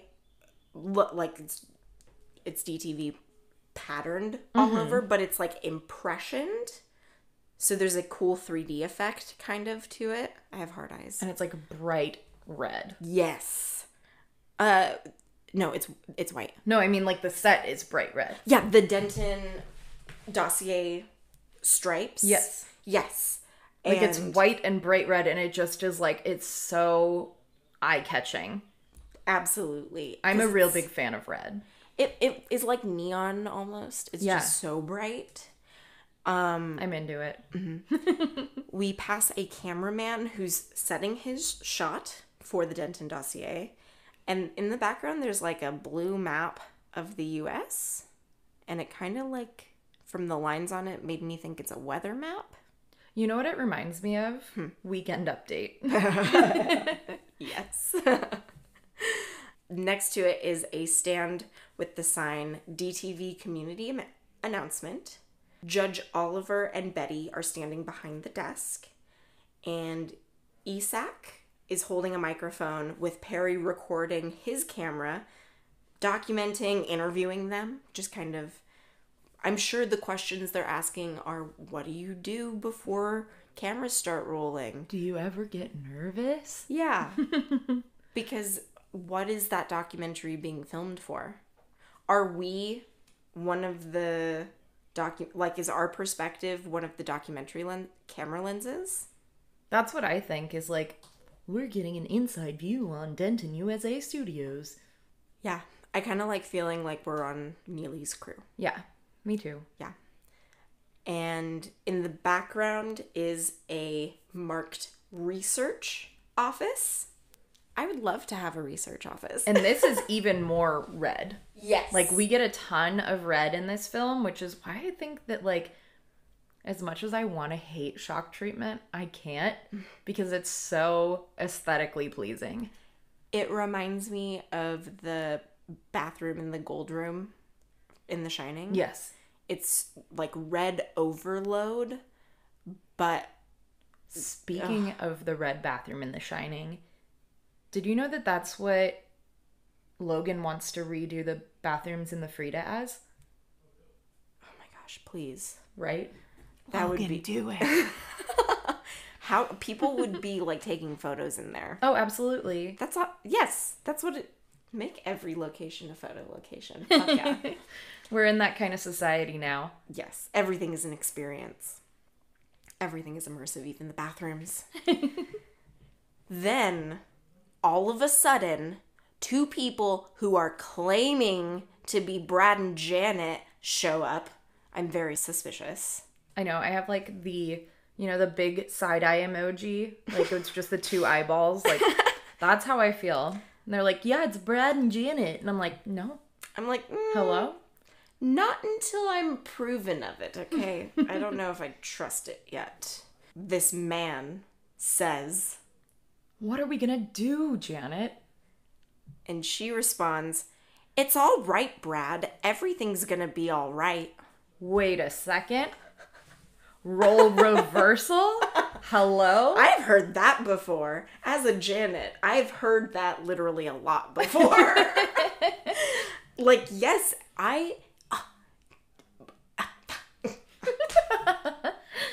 We see Brad, and he, poor thing, is in a baby blue suit, and his hair's all messed up, and his glasses are, kind of falling down his nose. He just seems kind of haphazardly put together. Yeah. He's not wearing a tie. Yeah, his top button on his button-up is unbuttoned. He just seems a little disheveled. From the, failed sequel ideas, with Brad being either recently unemployed or... now Janet is the breadwinner, so he doesn't have to work as much. that's such a good visual cue of like, he's kind of on vacation right now. He doesn't have anywhere he needs to wear a tie to. So even to this filming where everyone is getting so dressed up to the nines, Brad couldn't manage to like comb his hair back. And our sweet Brad in this is Cliff DeYoung. Mm-hmm. He is an incredible singer. I can't wait to talk about him. Oh, me neither. We're going to do the same thing we did last season with special episodes dedicated to our cast of characters. Because there's so much to talk about. Oh, and there's so many characters. Oh my gosh, yes. And then we've got our gorgeous queen, Janet, in a baby pink pantsuit with a baby blue like button down, but the collar is like wide. And it's like white purse, just like looks absolutely flawless. Hair done, makeup done. I love that she kept the white purse. Me too. Because she had a white purse Yeah. last film. That's like a character thing. You're either a gal that carries a black purse or a gal that carries a white purse. And she is so put together and so effortlessly just awesome. We love her. And she's pulling Brad by the arm this time. Mm-hmm. And this is our beautiful, wonderful, flawless Jessica Harper. I had to pick up my mouth. Sorry, my jaw was on the floor. She's just, a stunner, a total babe. And not in the same way as Susan Sarandon. So it's like she fulfills a different girl next door. Love her.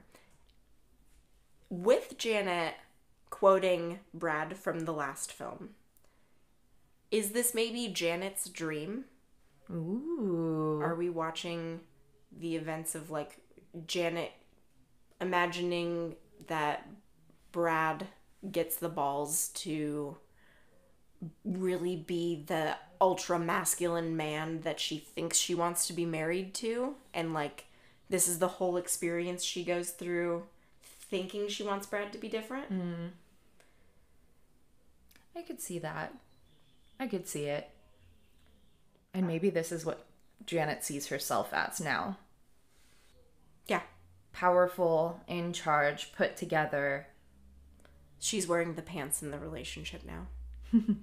Because she's wearing a pantsuit, not a dress. Not a little dress or a little skirt outfit anymore. No, she's in a power suit, baby. With her saying everything's gonna be all right, that is like, why'd you jinx it, Janet? That means everything will in fact not be all right. Don't you remember when Brad said this the last time and then everything was not all right? Brad and Janet walk up the bleacher steps into the studio audience, but the floor manager touches Brad's back. So I don't know if it's like he is also preset. Janet knows where they're supposed to sit, maybe. Or they could just be regulars. Do you think they go to Denton Vale all the time? I mean, maybe Janet does. Maybe Janet really is their child and is a regular in the audience to go see her parents. I'm even thinking, like the failed sequel idea, that maybe Janet works there and is also a character that's semi-scripted. Yeah. In addition to also living her real life in the narrative of the movie. I can see it. There's multiple layers of being scripted here. This is something else, guys. I don't know what we got ourselves into. The camera pulls out to show many people filling these rows. So many people. Just like a night at Chaos at the Frida Cinema. It just is that environment you want to be in. And if we were sitting watching Shock Treatment in a movie theater, it would be a cool meta moment of like looking at an audience that's almost being reflected back at you. I love it. And ta-da! With that, we've completed our uninterrupted 360-degree panning long shot for 2 full minutes. Oh my approximately. Gosh. Yeah, from minute 114 to 314 approximately. I'm standing ovating right now. And then a zoom fills the frame with the Denton billboard and then continues zooming into the red of the heart. Yeah. In the same spot that we'd zoomed out on Farley earlier. My tinfoil has gotten a little closer to where I'm sitting. Oh no, guys. What do you think of the tagline for Shock Treatment of the Home of Happiness?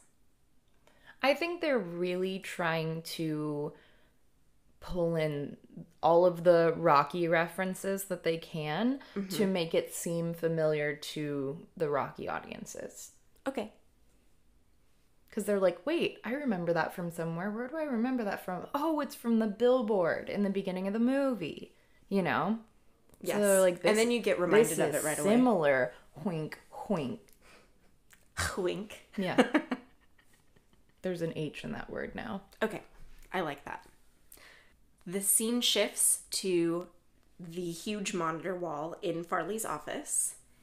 This shot is just gorgeous. It's a 6x4 television monitor grid with rows of red, green, and red shiny dots. All of them are showing a white screen with the animated DTV logo. It's the same sequence that we saw earlier that flips into Proudly Presents and then clicks. Now the whole screen, we're watching the Denton dossier. The title card comes on, all of a sudden we're watching a TV show right now. Us, the viewers, clicked on, and now we're watching a show. Now we are watching a TV show. We're in the studio now. We are on the TV. There are 4 chimes. The camera is centered on Neely, who's turned backwards. She's got her ponytail towards the camera. And this wide shot reveals the set piece we've been teasing to this whole credit sequence. Giant fucking letters spelling out Denton. And it is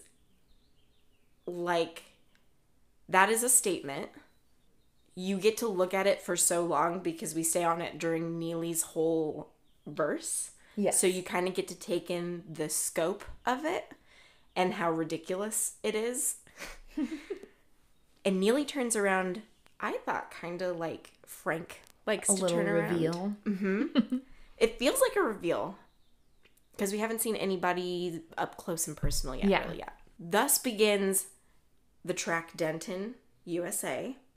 Neely starts singing, "You'll find happy hearts and smiling faces and tolerance for the ethnic races in Denton." Happy hearts and happy homes. So this line, or this set of lines, reminded me of the classic 50s, 60s sitcoms where it's everybody's friends. I love all my neighbors. Look, we even have a token person of color. Yeah, social sitcoms. And with this, we're introduced to Neely. She's wearing a red zippered jumpsuit with a pink and green and purple chain necklace. I want this outfit so bad. You should shadowcast as her. That would give you a reason to have that outfit. She has a lilac hat on, like a baseball cap with a curved bill, purple eyeshadow, and bright pink lipstick. She says smiling faces, but all of these characters in this opening number, except for maybe the cheerleaders, they seem genuinely excited. But everyone else is bizarro grinning and overly sweet. Especially Ralph. Ralph gives me the creeps in this opening number. It's overly insincere. And this is kind of playing with the trope crap saccharin world, where Denton is putting on an idealized face despite its populace being mindless, brainwashed, sometimes bigoted slaves to television. And it feels like it's nice and cute and fun to hang out here, but under the surface, quite possibly every single thing might be terrible and horribly wrong and dysfunctional. Like, I was thinking like Edward Scissorhands. Yeah, the little cookie cutter houses that are all exactly the same, but Like with different pastels. colors. Yeah. Yep, but yes. And all of the women of the town are exactly the same. And because they have been kind of brainwashed into... The makeup company. Yes. Mm-hmm. Avon, yeah. I was like, what is that called? The thing where you go door to door? Yes. Avon. But because they're so easily brainwashed by, like, corporations, they're just as easily brainwashed into bigotry. And it also reminds me of The Truman Show. Yes. Yes. Yes.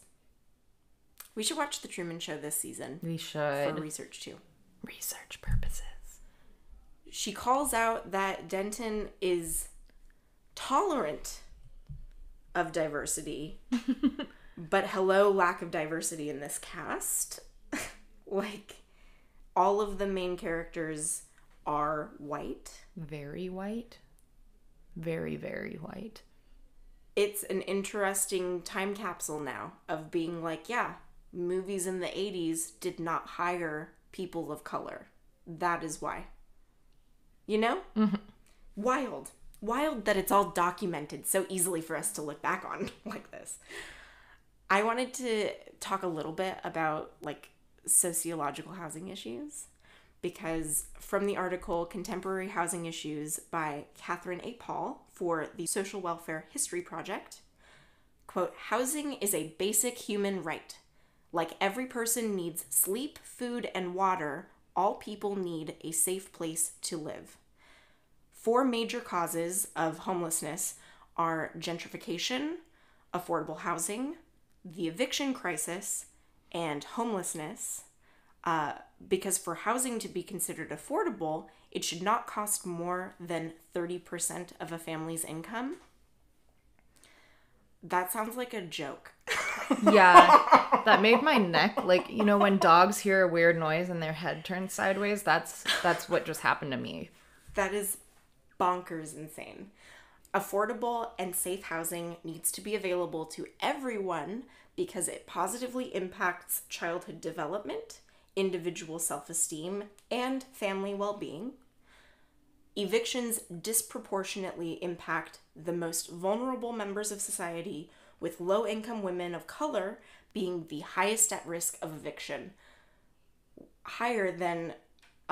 They're more at risk than other high-risk groups that include domestic violence victims and families with children. Mm-hmm. I can't believe these are the categories of people that, like... are most likely to be homeless. Oh, yeah. Isn't it cool? Isn't this great? No child should be homeless. No person should be homeless. No person should be homeless.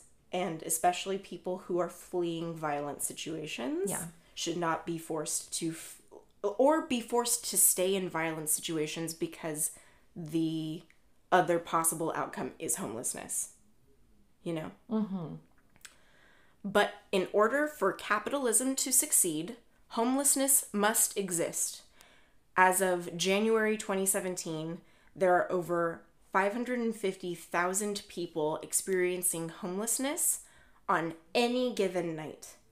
And that's not... I liked this number from 2017 because it gives you an idea that the problem has existed long before the pandemic and has needed to be addressed long before the pandemic made it a red mark on society. Like, that it is so embarrassing to consider the overconsumption that exists in LA and the lack of infrastructure for the people who inhabit it.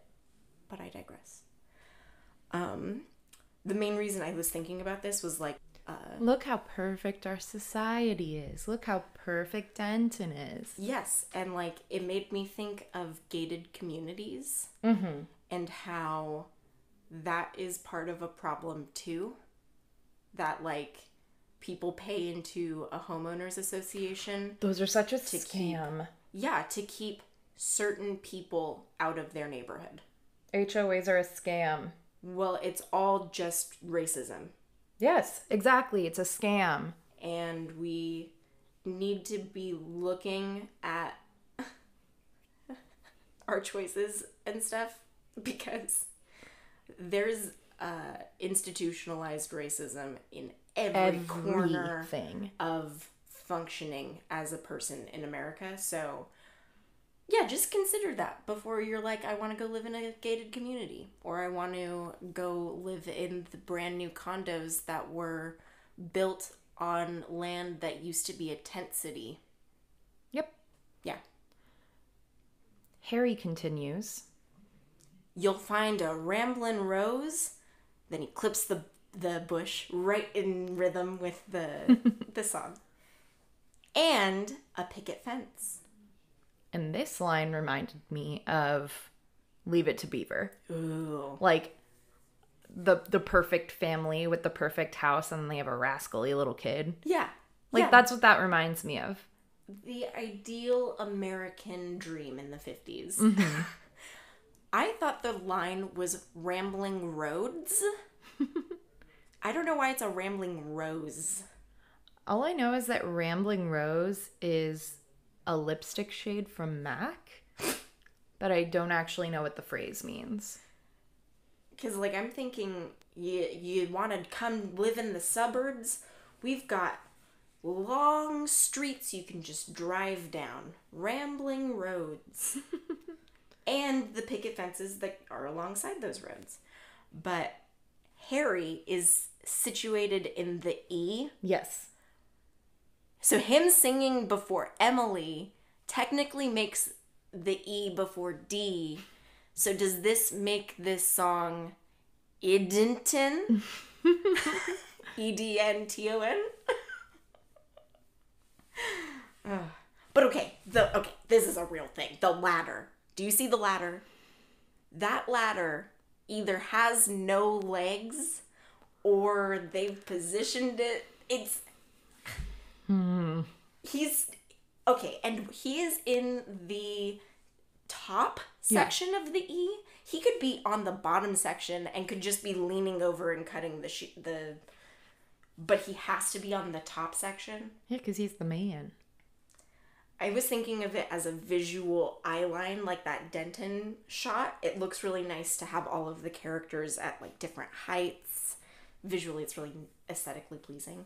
But then, why did he need to be on a ladder? Why did he need to be cutting that section of the shrub? He already got the rest of it done. And we now move over to Emily, who says, tenderness and innocence, and turns the knob on her sewing machine in Denton and bites the thread to break it. She's sewing on a table. Mm-hmm. And this reminded me of dating shows or like romance centered like sitcoms, or what are they called? Soap operas. Oh, yes. Well, yes, because they're sneak previewing all of the shows that we're going to get to see on this network exactly tonight. And I think these are specific references to like TV show tropes. Mm-hmm. Mm-hmm. Yes. Her motion is so choreographed. It's so, when I was watching it, it's actually really complicated for her to get the timing right to bite the thread in. That's such a short clip. She's like only there for a blip of time. I know, and it's such this whole scene is so well choreographed. This whole movie is so well choreographed. I agree. She's whispering these lines like she's ultra feminine and wearing gold hoops, blue eyeshadow. She's sewing pink fabric, so I don't know if this is the dress that she's going to give Janet later. I think it is. Okay. And then also on that counter is like measuring tape and a few spools of thread, some pins, and then a hat box on the other side of the sewing machine. Her biting the thread reminded me of Columbia and her bite during Sweet Tea. I think that they just like slapped in like Remember, this is a Rocky Horror thing. Yeah. Yes. Like a Jim Sharman. Instead of just spooling the thread, she could be doing any other action at that sewing machine. She could continue sewing. But instead, he has her sew, undo it, take it apart, take the thread, and then, like, it's so complicated but it adds so much. It feels so rich. The cop in the N says, "You'll find conference rooms and a children's playground." He turns and locks the jail cell door. He says, "Denton is a real okay town," with the okay sign. This reminds me, conference rooms, the news, or like C-SPAN. Yes. And then a children's playground. Denton is a real okay town. Sesame Street. Hello. Oh, yeah. I get that. I just get distracted by him making like such an aggressive hand gesture. Because it's so interesting that right off the bat, Denton is advertising their police force. Yeah, because they're tolerant of the ethnic races. Not accepting, not embracing. Is this the year not 2021? Inclusive.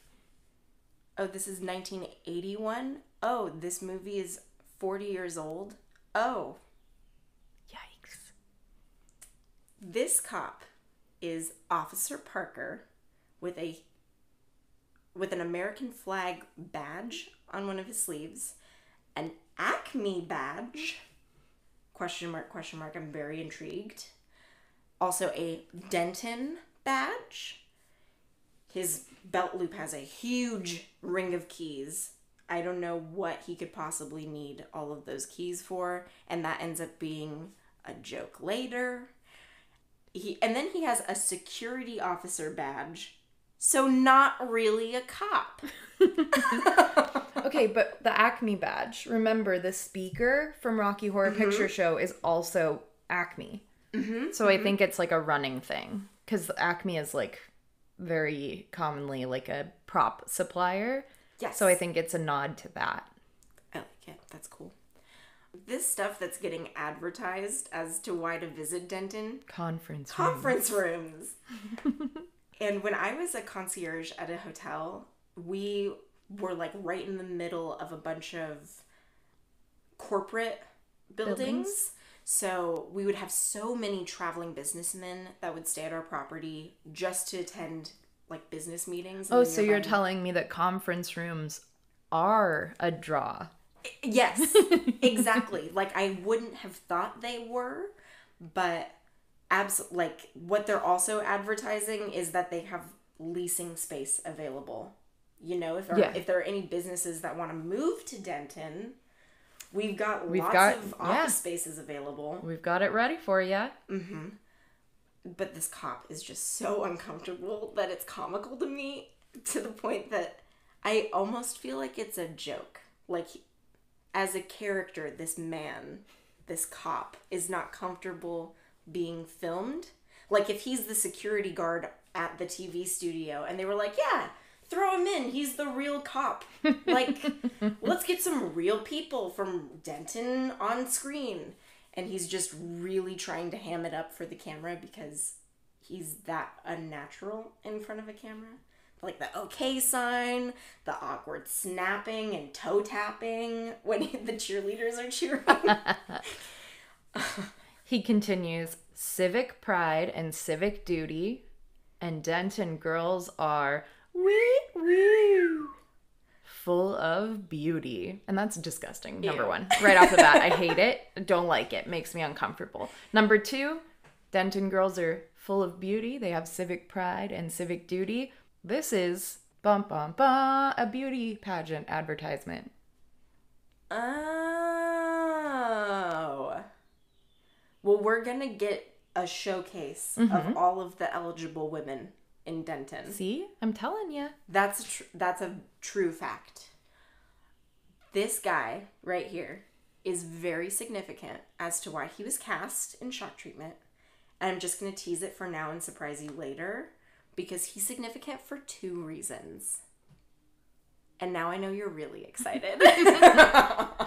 At this point in the song, it really picks up. Mm-hmm. With the drum roll, it kind of does the falling drum. The cheerleaders run forward and they dance their cheer. You may call us the goody goody two shoes. We're here to cheer you with the good news. That's DENTON gets TEN. That's 10 out of 10. And this part reminds me of Happy Days. Oh, yeah. Yes.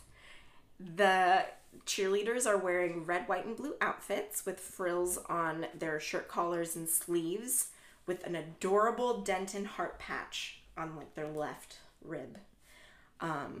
They've got blue palms on white sneakers with shiny red, white, and blue streamer pom-poms. Mm-hmm. This is when I first watching it was like, oh, okay, this is an ad. This is okay. They're telling us to come visit Denton for all of these reasons. This gives me the best excuse to research advertisements from the 70s and 80s because as a child of the 90s, we didn't really get a ton of like advertisements to go to like places. No, it was except toys. For like or like go to Disneyland. Right. Yes, huge theme parks. But like not towns. Yes, I agree. It was more by that time it was like no, stay where you are and become like more ingrained in your local community. Because I think that because production studios started to sell advertisements to states, you know, they were like, we have this free airtime. Do you want to maybe add a little blurb on your news report as to why people might want to visit your town? Like how it's been inflated? In 1976. Yes. That was a very patriotic year. From an article on MeTV, 17 vintage ads that prove everything was patriotic in the summer of 76. There was a Zippo Grandol lighter ad. Lots of ads for bicentennial balloons. An ad for Kodak film showing a young girl pretending to be Betsy Ross sewing the American flag. The chainsaw model Poulon, I guess is the name of this brand, literally had an American flag eagle painted onto the side of it. And various cosmetics, sportswear, and clothing catalogs that just everything red, white, and blue. Everything. McDonald's even had red, white, and blue shakes to celebrate the bicentennial. I found a really funny car advertisement that was called Score Mustang 2 Boredom Zero, because they were coming out with like the sequel Mustang. And this ad had people at the beach with friends, parasailing, playing volleyball, even falling in love, all because they bought a car. Yep, sounds about right. These are ads, folks. And I want to tell you that my mom graduated high school in 76 and like they called themselves the bicentennial class. It was huge. Oh my gosh. I looked at her yearbook and it was like literally like everything, like American flags and look, 200 years of America and blah, blah, blah, blah, like everywhere. How conveniently timed was it for America to be like, hey, remember how patriotism works right after the Civil Rights Movement? Isn't that interesting that it was like, hey, we know you're kind of upset, but isn't it fun to throw an anniversary party? We're such a cool nation. Yikes. In 1977, there was a Coca-Cola ad. If you want to live a little bit more, that's what the taste of Coca-Cola is for. With the slogan, Coke adds life. Okay. I'm telling you, everything had a jingle, everything had a tagline, straight up just full-length songs were used as advertisements. There's a Gentlemen Prefer Hanes pantyhose. I don't like that. Oscar Mayer's Baloney. We all know that song. I don't even need to sing it right now, but you're singing it in your head. And then for next episode's advertisements, I don't know what it is, but there's something about a Big Mac that keeps me coming back. This ad is so good. I can't wait to show you it, Katie. It's so good. On one of these comments, for the Big Mac commercial, a comment on YouTube by @Jonesy1969 said, "It's remarkable how I knew every word and intonation to that jingle in spite of not hearing it in 43 years. Oh my gosh. Jumped right in and sang along as if it were 1978. Well, it's like when you said Oscar Mayer Baloney, I was like, it's like, I also haven't heard that song in probably like 20 years and I still know every word. Mm-hmm. This person says, commercial jingles are powerful, ... LOL. I want to know who's rating Denton 10 out of 10. The Dentonites.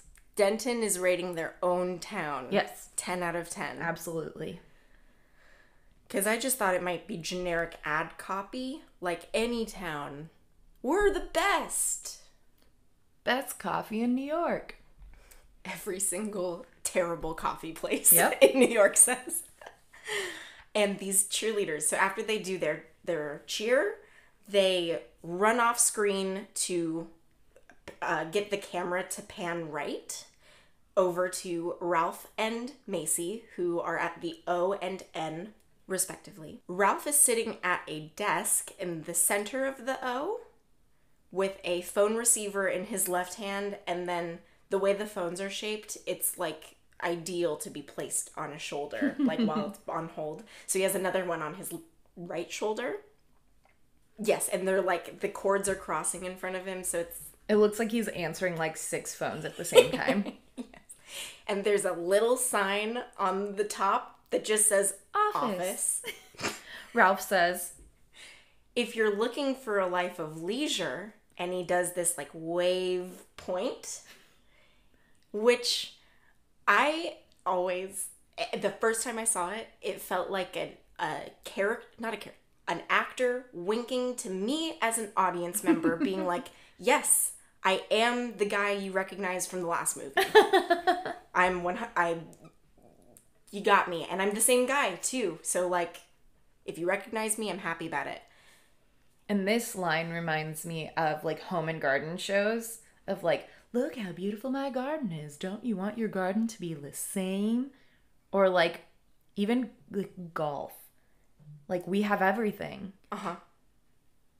Just leisure. Leisure. I took this as like how most Americans like to spend their leisure time is watching television. Mm-hmm. No, he's just performing as like a guy that's busy. Who's taking advantage of those conference rooms that are offered here. He's very busy. He and Macy are in matching red, white, and blue outfits. He's wearing gray slacks with a white shirt, a gray tie, and a blue jacket, while she is in red heels, a white pleated skirt, a red jacket with a blue ascot, and she has sunglasses hanging off her left breast pocket because she's going to wear them later. Macy says, you're gonna get a whole lot to please ya. Like, if all you want to do is sit on your ass and watch TV... we've got everything. Denton is the town for you. You can, if you're looking for a life of leisure, yeah, for sure, watch as much TV as you want here. She's kind of like Vanna Whiting the showcase window. And in this N, there's like a pink trench coat outfit. It kind of looks sheer, but I can't tell. It's a very light pink. Mm-hmm. And there's also purple purses, white heels, and some pillbox hats with lace. And she's leaning on it. I love her pose. She's hamming it up for the camera. Ralph says, again and again. Macy says, and again and again. They both say, and again. And then they shrug. But when Ralph says it, he says it into separate phones. He goes, again and again. And they're mirroring their body positions with crossed legs in their shrug. And this right here is already one of my favorite moments of this movie because it happens so early on. And it's so clever that it gets stuck in my head. And it's so shock treatment. Like, only the people who brought us Rocky Horror Picture Show could sing again 5 times in a row and have it be catchy. Yeah. Yes. So good. I honestly love all of the songs, but this is like one of my favorites. And they're just saying, watch however many hours of TV you want. We have enough ad revenue to support it. We're fine with that. We get the coolest transition, which is just pom-poms in camera. And it cuts us to the studio audience that are singing along to the song they already know the lyrics to. Okay. See, they're extras. So they've already been primed. They're at least fans enough of the show that they know there are audience participation lines that they're expected to, because we don't cut to Neely and Ralph and Macy singing this chorus. Mm-mm. It's relied on the studio audience to bring that part of the song. Yep. It starts with a shot of the station tagline at the base of the bleachers saying, "It's gotta be DTV." The audience starts singing, "Denton, Denton, you've got no pretension. You're where the heart is. You're okay." No pretension? Then what the heck were those earlier verses humble bragging about, huh? A lie. This is an outright lie. The definition of pretension is attempting to impress by affecting greater importance, talent, or culture than is actually possessed. Yeah, they're 10 out of 10. They have everything. And it's not just that. Neely has her upcoming lines about successful men in town. There's the general feeling on Betty and Judge Oliver's relationship. And then there's even Janet's parents on their feeling on their own daughter not being a, quote, success story. Mm-hmm. This is playing with the trope deliberate values dissonance, that despite claiming tolerance, this studio audience will later cheer to Janet's father's display of racism. And let's not even talk yet about Thank God I'm a Man. Oh, that's a whole bag of nuts that I'm not ready to get into. Nuts. It's nuts. And the rhythm pattern of these lyrics, it's so unusual. It is. It's really, really unusual.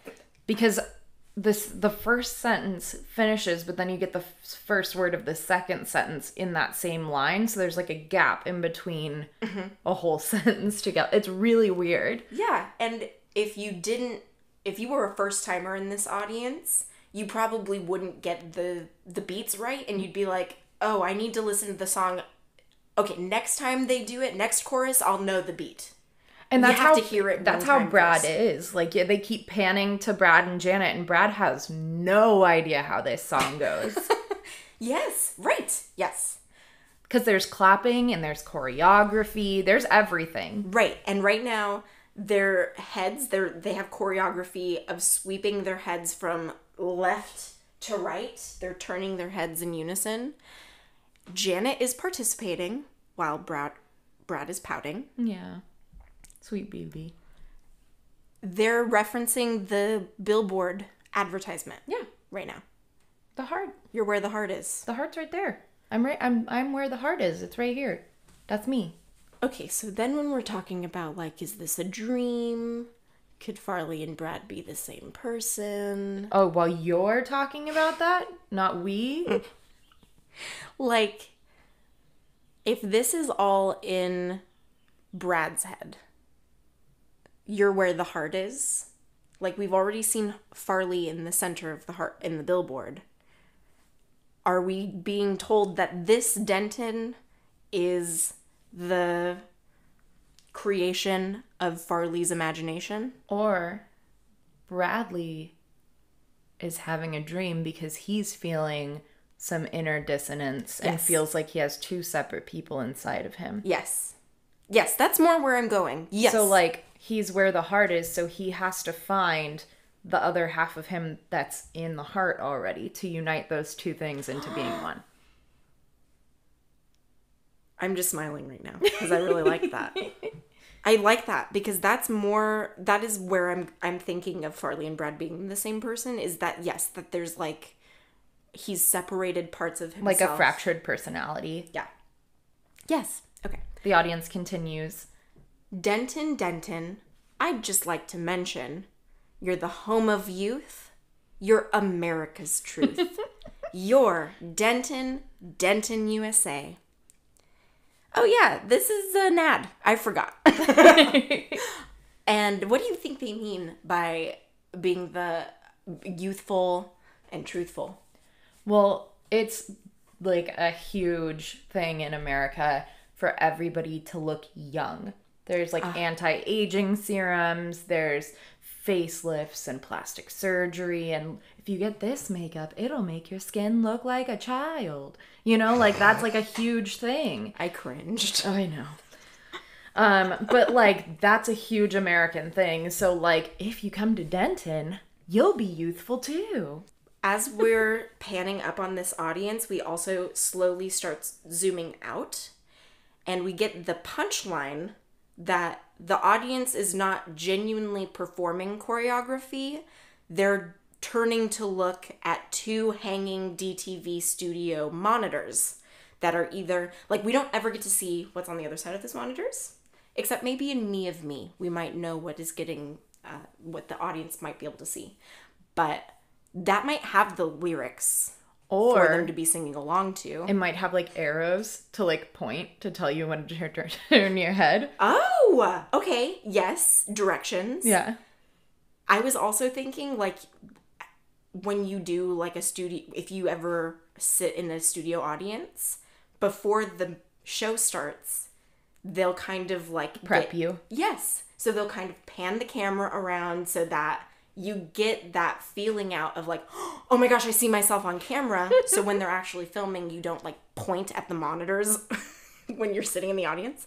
So I'm even thinking they're all in the audience and they're all turning to look to see if they're on camera right now. Mm-hmm. Am I on that monitor? Am I on that monitor? Can you see me yet? Am I on TV yet? Like that thing.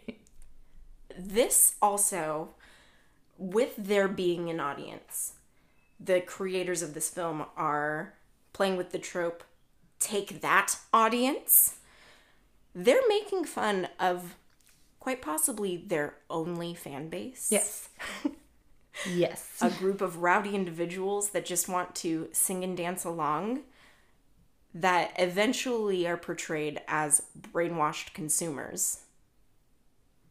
Yeah, totally. What commentary are the creators giving us about our own hobby? Richard, like I said before, I'm pretty sure he can tell the future. Just saying. I said it before. I'm a brainwashed consumer, and I will say it again. He can read the future.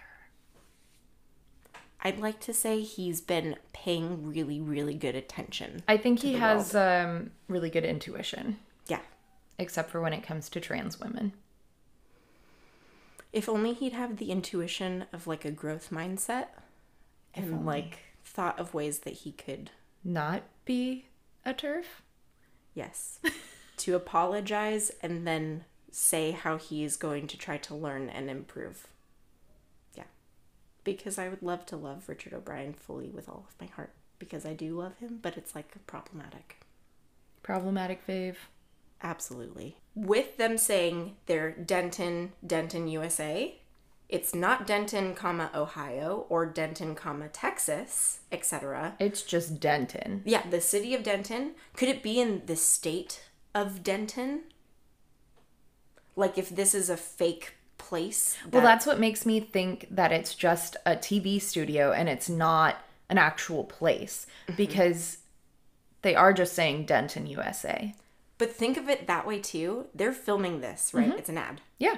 They air it on other channels. Exactly. To any Denton, anywhere. To watch Denton TV. And you think that it's your own town. You think these are people that are... Genius. Yes. that are locals. And like, okay, Denton, USA could be a studio in Hollywood. Okay, well, on a meta level, they're in an actual studio in England. Mm-hmm. Singing about Denton, USA. Of course, they played with this trope in the last movie that Denton is an every town America. It really could take place in any little city. Doesn't really matter that they're on a soundstage, unless they're not on a soundstage.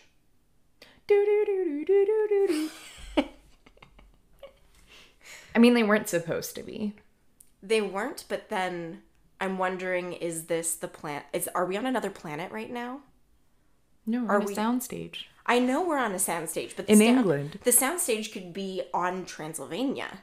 No, it's in England.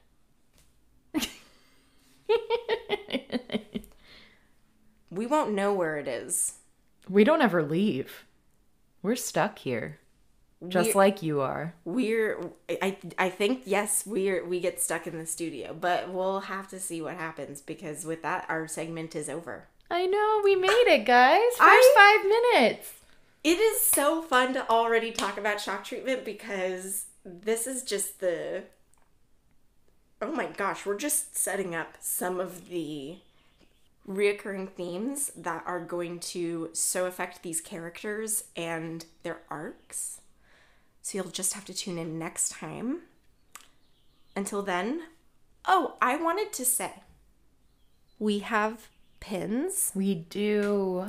We loved our little logo so much that, like, really, Katie and I wanted pins of them. So then we made pins, but then we were like, this would be really cool if people who are listening to the show right now, if they wanted to, like, be part of a first listeners club, and like if you go to a Rocky Horror screening and you're wearing your Time Warp Radio pin and then someone else is wearing their Time Warp Radio pin, like, then you can, then you'll have a new friend. Yeah, you know that someone's listening to the same show. And we did do a limited run, so we do have a very limited quantity of them. Mm-hmm. But we want you guys to have them. Yes, so we're going to have them up on our Instagram. So DM us if you're interested.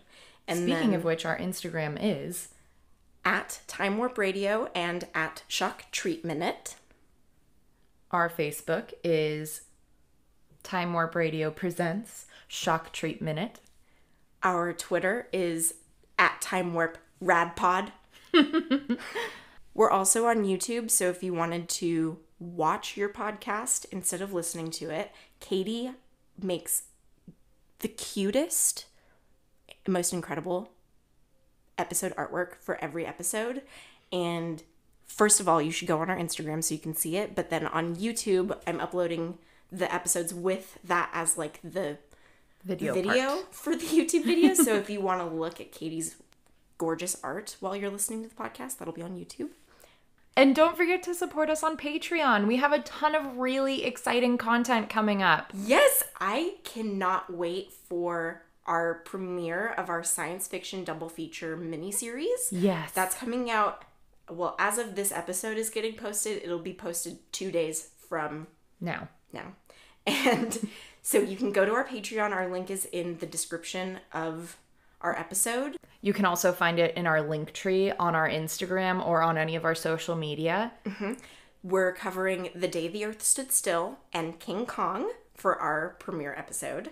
And sneak peek for next month's film club screening will be Flash Gordon, the television show. So this is going to be a little interesting because we haven't done a TV show. No, but it's like, okay, it'll be more digestible because we'll just be able to watch, like, I think it's like 12 episodes long, but it comes out to be a little over 3.5 hours. Easy peasy. So, I mean, also, if you don't want to watch the TV show, we will for you. And also, The Invisible Man.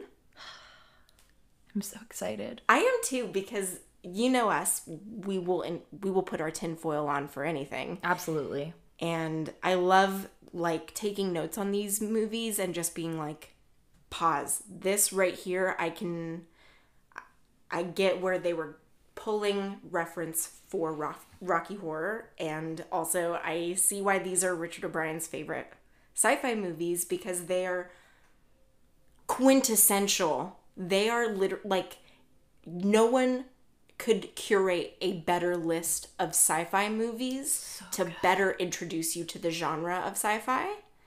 I can't wait to talk about the rest of Denton, USA next week, and we can't wait until next time. Yeah.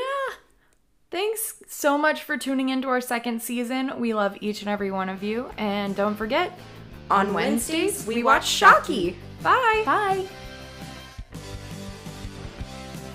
Please be sure to rate, review, and subscribe. And please consider becoming a beloved patron.